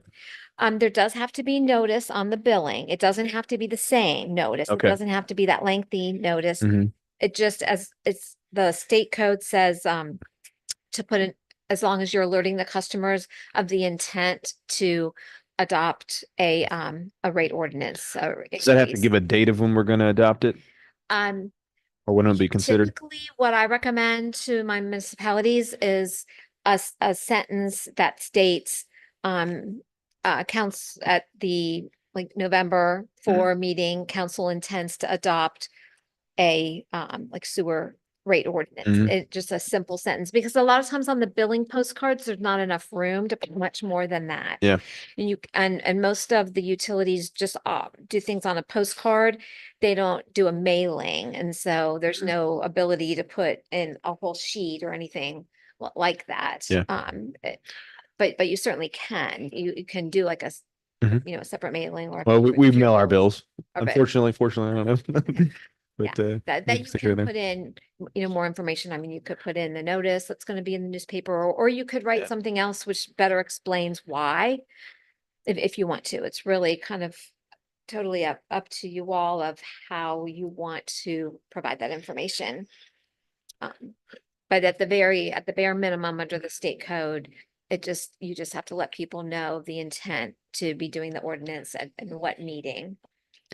I'll just be very blunt with you all, and you tell me if you want to do something different. But my anticipation has been that we would have a first reading, and at that point, we need to start our information campaign. And we're not going to have the second reading until we've done an effective job of making sure people have gotten the notice by law, of course, but then also point people in the right direction, and then telling people here's our information and things of that nature, so that people can't come back and accuse us of not making them aware, or they didn't get the posting in the mail. I wanted to make sure they had enough time in advance to rule out the postal services subverting us or anything of that nature. With the other, I guess the other landmark in my mind is I would like for it, and this is just a personal opinion, so feel free to chime in differently, but I'd like to see this go into effect after Christmas, so we're not blasting anybody with a rate increase before Christmas. I think that's good business. And it can't anyways. I don't think so, even if November 4th. Okay.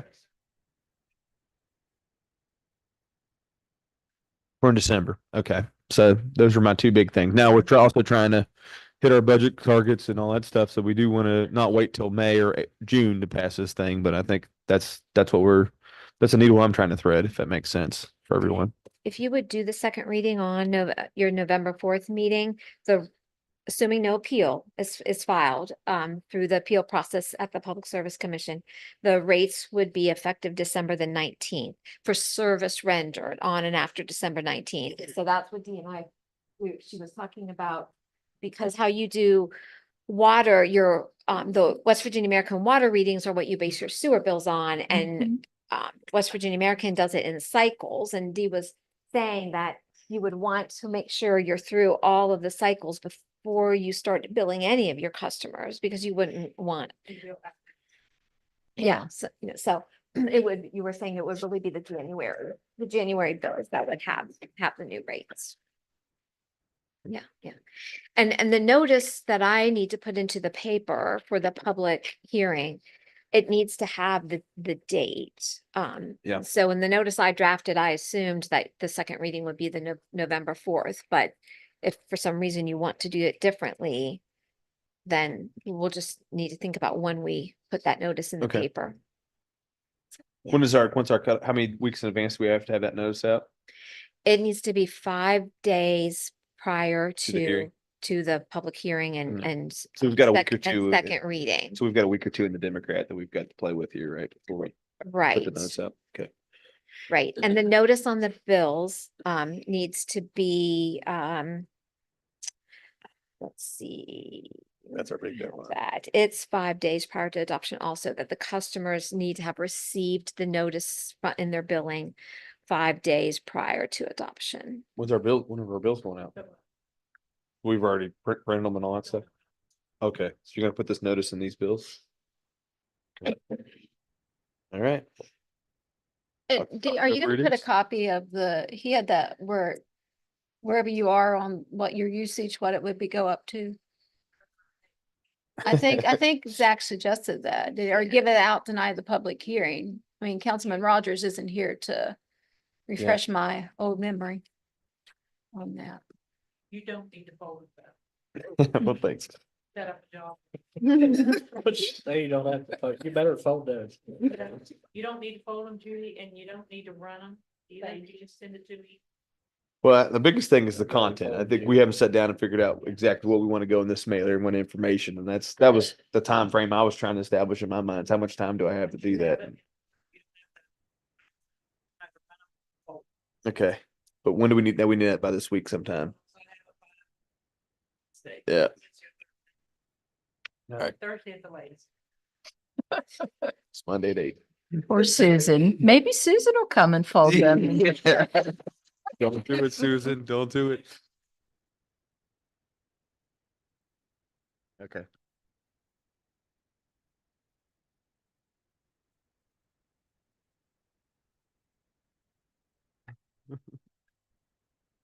Sheets.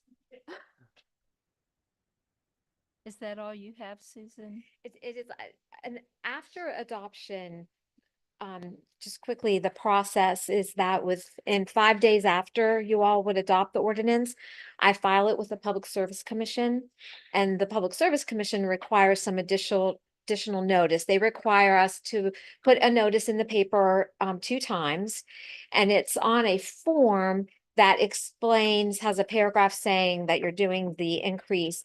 And then it has a section that tells people for like residential, commercial, public authority, what the different classes of customers, what the average monthly increase will be, dollar wise and percentage wise. And then it does explain that under the code, a petition can be filed with the PSC. And it requires 25% of the customers. And so that's all in that notice. And that goes in the news. It's a PSC required form that I prepare, fill out. Zach Dobbins will help fill in the numbers. I don't try to do the math. I'll have him do it to be sure. And then that'll go in the newspaper 2 times.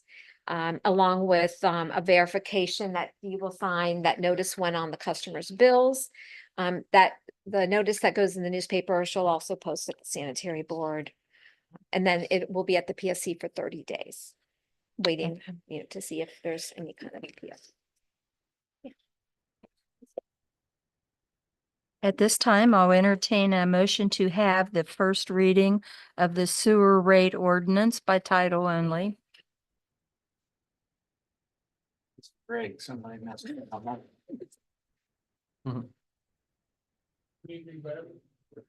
Yep. You want to make sure we get this. Who's gonna? Go ahead. I'll do it. Okay, are we ready?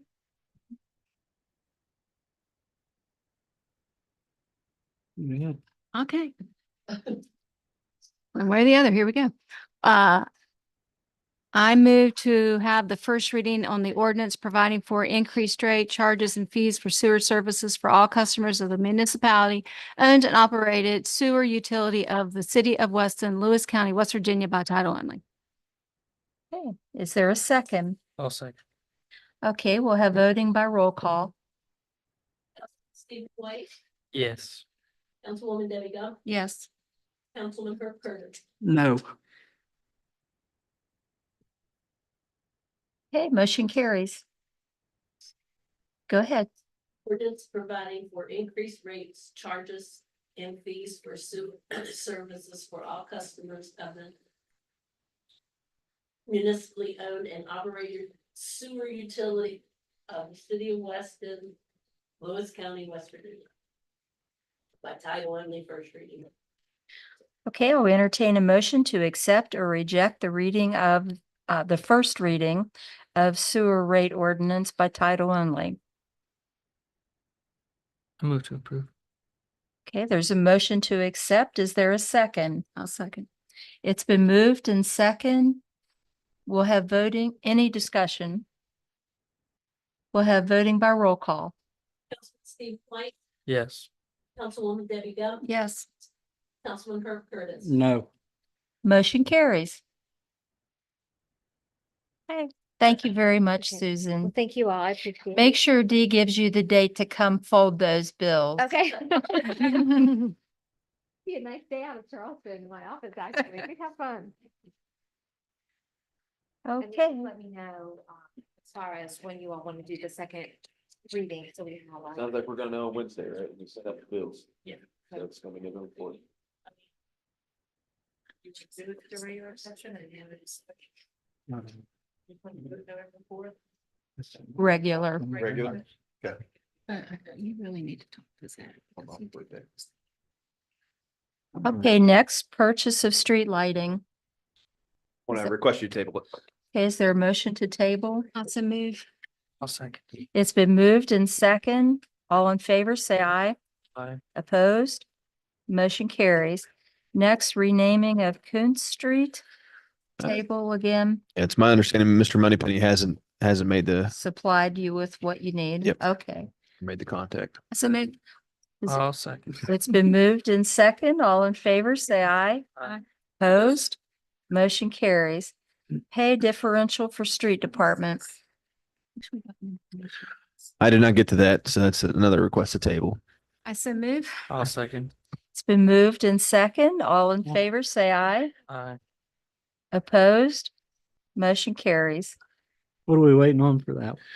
City manager draft up some language When was this first brought up? last month, Oh, was it? Yep. Thought it was a month before. and it may have been. I may have mentioned it to y'all. Okay. Definitely want to hit it before the snow plowing season. That's when it's going to have the most effect. Yeah. Okay. And then finally, under old business reimbursement for Dave Bush for tire. That's what we tabled it. Oh, okay. I think Herb, weren't you going to do some investigation on the tire with Mr. Oh, Bush? gosh, I was just getting on to you. Man, Car is horrible, horrible.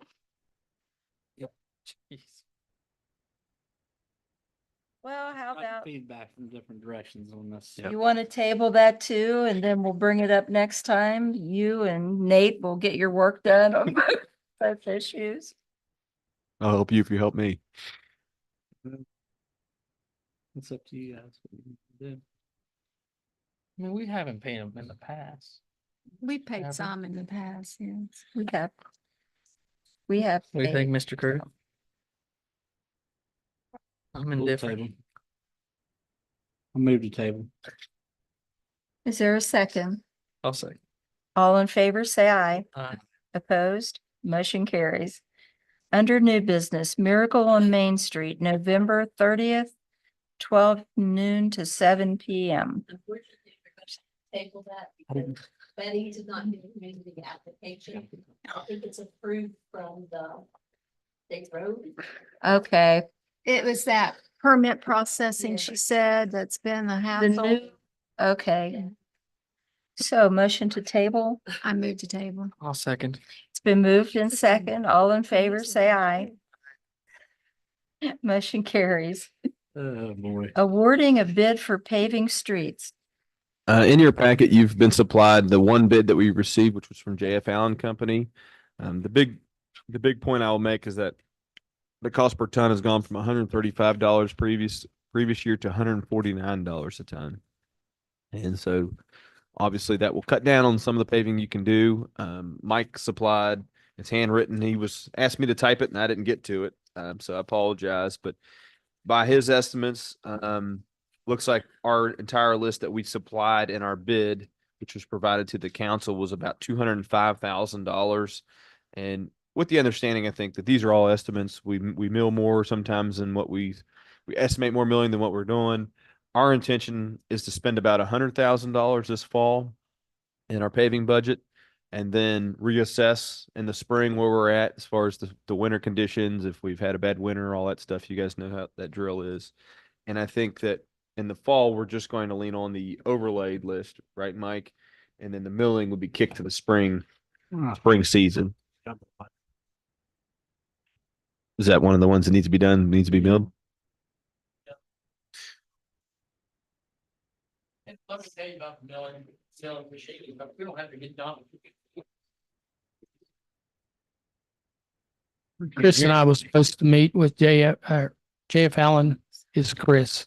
And we were supposed to meet this morning, but he's about like everybody else, just sniffling and carrying on, and he's been sick today. So hopefully on Wednesday we can meet again. They have their own milling machine. They've got people trained that they can mill quicker than what we did over on Court Street.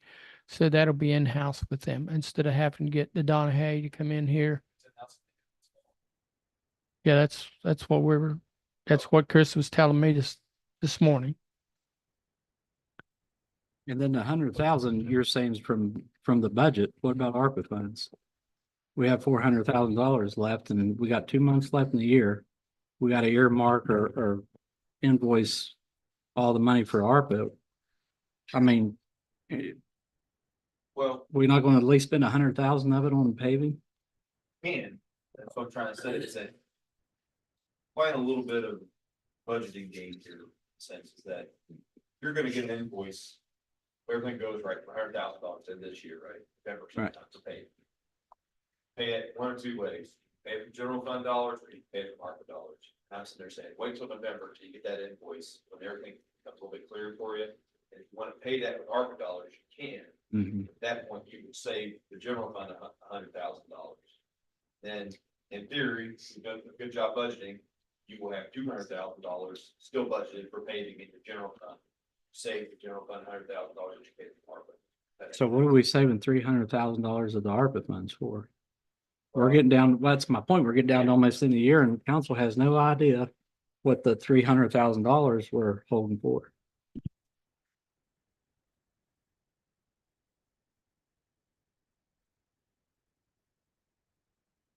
I think you've spoken for a large part of them. You've got really some facade grant dollars that haven't been spent, that haven't been reimbursed from ARPA. It looks like about 35,000. You've done fencing, you've done paint machine, river project intersection. There's $40,000 depending. I told you I think we can take 6,000 out of that to cover our shortfall from our grant. You've got the cameras that have already been spoken for. They haven't been expensed, but you've contracted for those. So you're clear to take 2 more years to do that project if your city manager's crazy enough to do it. And then streetscape downtown improvements is the big one, the $200,000 that we haven't put anything to it. I've given you a quote for about $50,000 of streetlights. I think Mon Power's talking about $100,000 to move those poles. We're going to have to pay for electrical service relocations. You don't want to do it? Is that what you're saying? No. I wouldn't spend that much money on 6 lights. That's nuts. It's whatever you guys want to do. I just thought it was kind of an understanding from the council that we wanted to get the poles removed downtown. Not for thousands upon thousands of dollars like that for 6 Okay. lights. That's crazy. $100,000. Well, I think the idea was to look into it, Yeah. but we don't have a firm estimate we don't. yet, so we don't know. Right. So that's just in my mind. I've been sitting there looking at the numbers, saying I think that's going to get us Just an pretty estimate. close. And and if it comes out to be $50,000, I think you buy more decorative street lights, and let's just take that 200,000 and use that for aesthetic improvements. We've also talked about the traffic poles, painting those. I'm working on a price for that with the contractor, so I kind of included all that. So I wasn't going to have problems spending the 200,000 we said on downtown improvements. Well, I didn't say you're going to have a problem. I'm saying we may have a problem with what it's going to be spent on. Well, and I guess I'm not trying to be mean with you. I think I've been very clear moving forward what I thought they were going to be spent on. And if you've got an objection to that, that's probably now at this Well, point. just because you said what they may be spent on doesn't mean we're going to approve it. I agree with you. Yeah. And I was going to say, I think if you're changing, then make that clear and let's. We're not changing. There's been no decision made yet. So we're not changing. You just, Well- you made a recommendation. We haven't made a decision yet, so there's no changing. And granted, but let me give you a little bit of, I guess, my feeling on this is that I think from a person doing work perspective, I'm telling you when I come and say this is what I'm leaning towards, I'm asking for direction. And so if you're against that direction at that moment, that's a good time to voice that opposition. And don't let me spend months working on it, then get to the end and say, I didn't want to do that. And so that's all I'm trying to make clear here by these conversations is to understand, tell me what you want me to be working on. I'll get you some numbers for whatever you want to do. Right. But when I put these things up here and nobody says anything, I take that as the assumption that everybody's okay with it. And if you're not, tell you're not, and we'll do. A number thrown out there of $100,000 to replace 6 streetlights. Well, and I don't know that number. I'm just telling you what Mom Powers I'm told me in the saying last that week. the Yeah. idea has not been put out there until now. Okay. So Fair things enough. change. Sure. Fair enough. I thought we talked about putting lighting coming in 33 west. Again, you've mentioned that to me, and I don't have a problem with it necessarily. I'm just trying to figure out. I'm trying to figure out what those things are going to cost, right? That's where we're at. Yeah. Yeah. That's what I said. I Yeah. thought we discussed that too. I'm trying to give you as many options as you can handle. You know, I think my entire adult life, or I guess my entire life in Weston, it's been, why can't we take the traffic poles down in Weston like Buchanan has, right? That's been the mantra around here. Why can't we do that? Well, it probably cost Buchanan something, and it's probably going to cost us a lot more than it cost Buchanan 30 years ago. And that's where I'm at. And if you come to it and you say that's way too much for 6 lights, that's a judgment decision. Make that judgment, and we'll do whatever you want to do. I'm sure. Yeah. And I'm willing to wait to hear what that. Yeah, and that's all I'm actual trying to do. And I know it seems like can kicking, but it's like there's Yeah. 25 things we're juggling here, and I'm not trying to slow walk you. It's just the nature of this stuff. I'm sorry. Okay, so where are we on this and what do you recommend? JF Allen, I think you should approve the contract if you want to get paving done this year. That's where you're at. That's the one person that showed up and said we want to pay for you. It's gonna. Yeah, I'll be frank with you, just as a data point. I think $149 a ton is a lot of money. And I think there needs to be some competition because all I've seen is the oil prices go down this year and gas prices go down. But they're the only game in town at this point, and I think if you want to do paving, that's what you're going to cost. But you're starting to get to that territory where it's like, do you buy some equipment? Do you start paving your own roads and trying to shave some of that stuff off? That's where I'm kind of at with it. You know, I move toward the bid of paving streets to JF Allen for the amount of $205,857.35. Okay, is there a second? I second. It's been moved and second. Any discussion? Ask one more question. Why are we so late with this? Like, I'm not meaning anything because paving starts. a good day or beat I meant to ask that before. it's get rid of the city manager on here somewhere, please. No, I'm sorry. I No. don't mean to cause you any stress. I know No, you're I about ready think to have a baby. it's a combination of that, just us. I mean, we got up against the deadline. It was a plan issue or. if it No, was it's just us. We paved up to July and we didn't get our bid out until now. That was probably a me thing. At the end of the day, I don't remember all the ins and outs while we've waited. Yeah. We worked on a list. I think we had a list about August and we didn't get it out before the next meeting. We said, well, the next meeting's October. And we talked to JF Allen. And I said, do I need to push it? Do I need to have a special meeting so you can guys get going? They said, no, we think we can fit you in October. So that's why we're at where we're at. Just wondered. Yeah. I guess, council, we're just hoping that we can get as much done as possible. Whether it's milling, paving, what's needing done. Yeah. Yeah. You know, until they shut down the plant Yeah. or whatever. That's what I'm looking for, her, is to be honest with you, the streets that you see on there. Chris, like I said, he's supposed to be here today, he is sick. So as soon as he can get here, then we're going out and we're looking to bring it back and make, we'll go. And I'm not being critical. Nah, I don't take it that way. I I'm don't not. take it that way at I all. was just asking. No. Okay, we have a motion and a second on the floor. We'll have voting by roll call. Councilwoman Stephen White, Yes. Councilwoman Debbie Gump. Yeah. Councilwoman Kirk Curtis. Yes. Okay, motion carries. Next, discussion of rewiring all Christmas lights. I spoke with Jay Hayes about this, and I'm gonna tell you what, there's two things that I carry my heart upon when it comes to the city here. Number one is on the day after Thanksgiving, we turn their Christmas lights on. And all the people standing out there, and all of a sudden, they don't work. That's where I'm at. So with Jay, we have had a discussion with him this past summer, and last week we started looking at our lights and everything. I think that we're on top of our lights. We had some that was the reindeers that need work on, and part of the sled need worked on. So we discussed with him about trying to upgrade the lighting, and he has some cards in there that are really, really super outdated. So make this real short is to get everything back up into order, and where we're rewiring everything and putting in new fuses and different cards, which would be computerized. Right around $7,000. I think it was 48 for the $4,800 for the computerized part, and it was $1,200 for the wiring. And I can't remember what the other, but it did come up to $70,000, like 69 something. You have a quote in here for it or no? No, I just, I just discussed that. I can get the quote to you, but that Jay did not get anything back to me. I just wrote it. Is that a qualified ARPA expense? I don't know if Christmas lights were in the long list that the legislature provided, but I think how we've kind of used this as our pot to pay for things is that we've been qualifying all these expenses as general revenue replacement projects.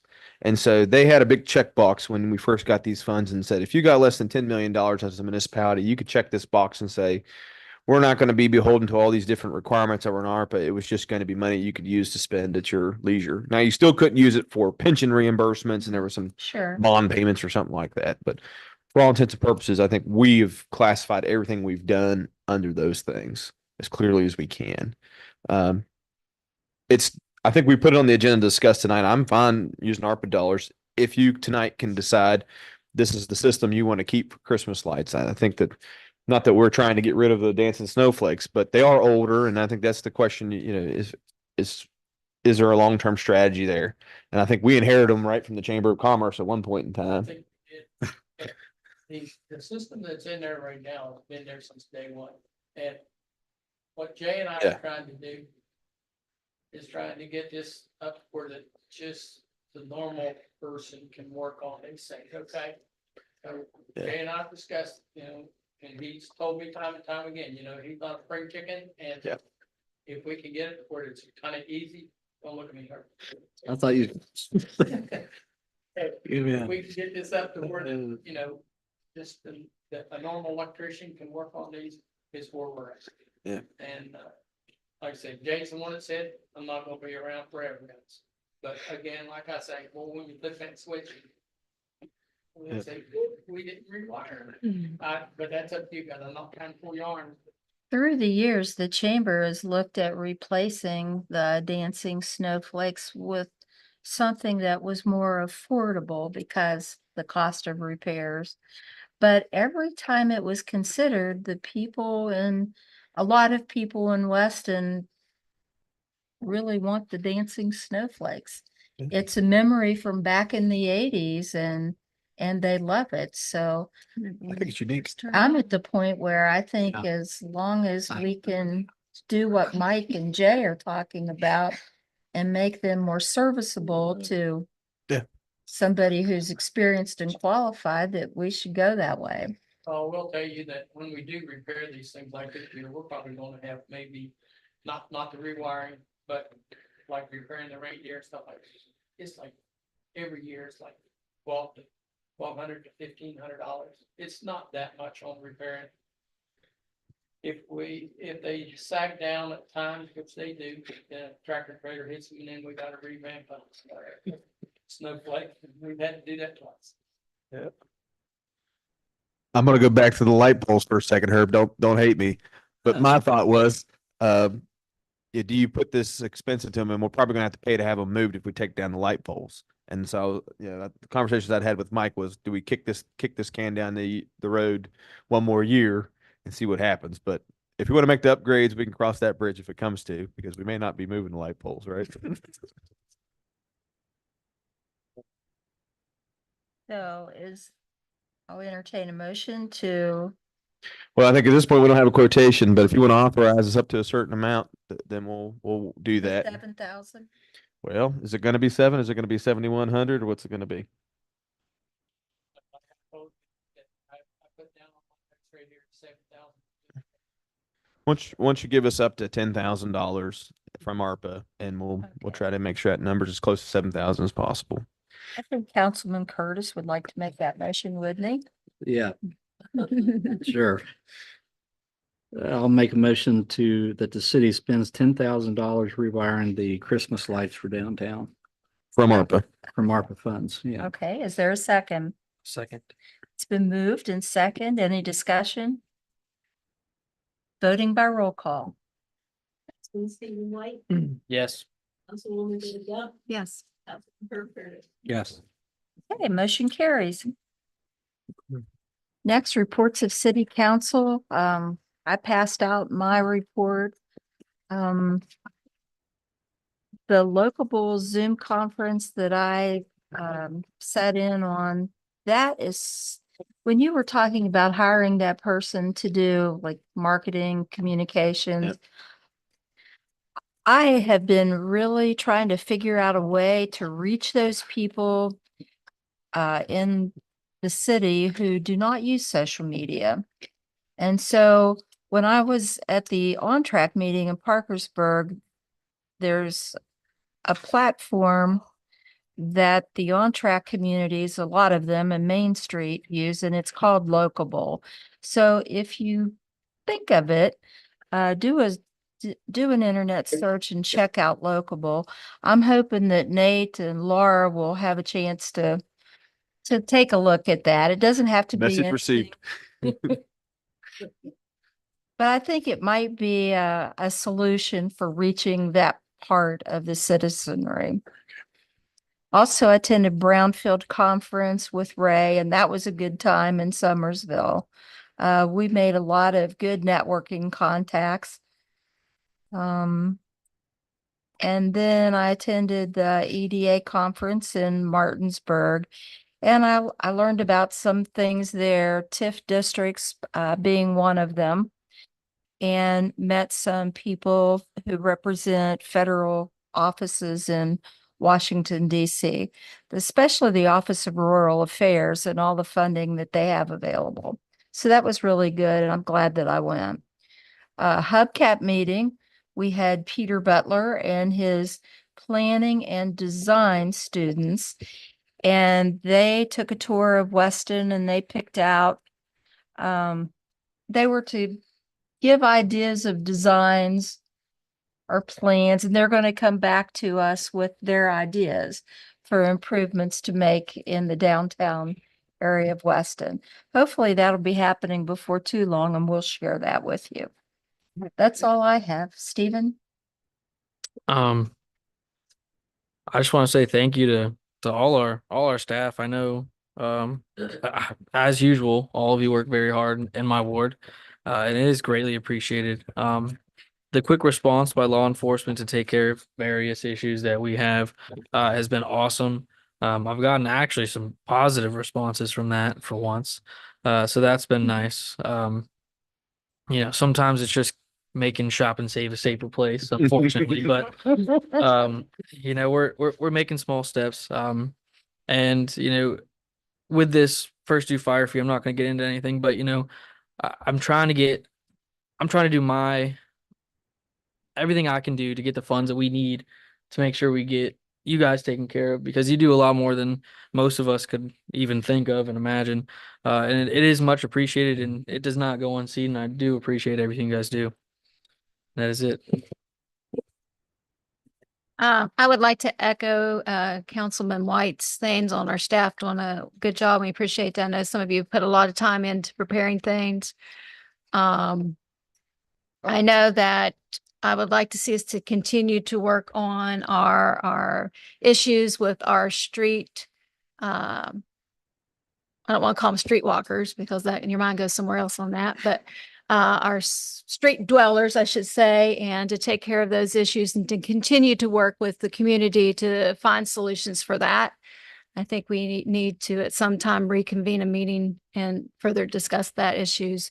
Worked with Neighborhood Watch, has some good people there bringing their input there, and just know that where Neighborhood Watch is, people are reporting things that may be suspicious, but we do need people to call 911. I think Officer Cross stressed that very much at the meeting. Yeah, you can call your neighbor and say, hey, there's something here. Well, if you call the business number of 911, you're not going to get a deputy there. Okay, because you got to call the 911. So if you see something, say something, call it in, and we can get some things taken care of. I like to see also saw where the code enforcer put in for another REAP grant. I would like to see that, keep our fingers crossed on that, because we do have several dwellings that are occupied by people who do not own those premises. So we need to continue working with that. And I know sometimes decisions are tough to make, and sometimes we may not always agree, but I think as a council, we do our due diligence in looking at issues and trying to make the best decisions for our community and for our citizens. And with that, I'll turn it. Oh, and don't forget homecoming next Thursday, the parade at 6. So hope to see everybody there. Go Lewis. That's this Thursday. Oh, that's this Thursday. Yeah. Sorry. Yeah. I'm gonna show up to the wrong game. Yeah. Right. No, it's not. It's going to be at the high school. They Yeah. changed it. It's at the high school. Right after the break up. No, it's Saturday. Saturday at the high school from 7 to 10. Yeah, they changed it. They changed it. So, Well, that's all right. I'll go ahead and start out speaking of the homecoming dance. So I was working with Lauren a little bit on maybe getting the Masonic Temple on Main Street because I think years past they used to have some of the homecoming dances there, but there's a capacity. I think the maximum limit's like 200 kids or 200 people for the building square footage or whatever by terms of fire marshal, I guess is what Sam Kraft was telling me. So I'm not sure what's going on. I assume they'll have it at the high school now. there's about Being 400 plus students that attend. Yeah, so that probably isn't going to work, but we was hoping so. I'm not sure how they did it in years past and unless there was less kids, but I just wanted to thank the city staff for their work and thank Code Enforcement Officer Marty for responding to an issue I had with a vehicle a while back, or city law enforcement for responding to some of the issues I had. And I want to thank the fire department and all the staff for the gun bash they did. Even though, we're trying to turn the page and create the first due fire and all, these guys still go out and work and try to raise money different ways. So definitely appreciate that. And with that, I move to adjourn. Could you hold? Yes. I'd like to say something Sure. else before you do that. Yep. I'd like to request that at our next special session, that Chief Posey give us an update on his work establishing the crisis intervention team. And this week, I was asked to write a letter of endorsement to the Family Resource Network, who is partnering with Chief Posey in his efforts, requesting money from West Virginia First from the drug opioid settlement. And I think, a lot of citizens, they've always been concerned about the drug abuse, the mental health issues, and it's been brought to light by what has happened with Mr. Shock, who showed up at our meeting. And I think in order to arm ourselves, we should have the knowledge that Chief Posey has so we can let those citizens know what we are doing in order to fight those issues. So if you could, please let him know that we'd like an update. With that, I move to adjourn. All in favor, say aye. All right. Motion carries. Debbie, you did a wonderful job. Now I'm going home. Why don't you go put my info for me?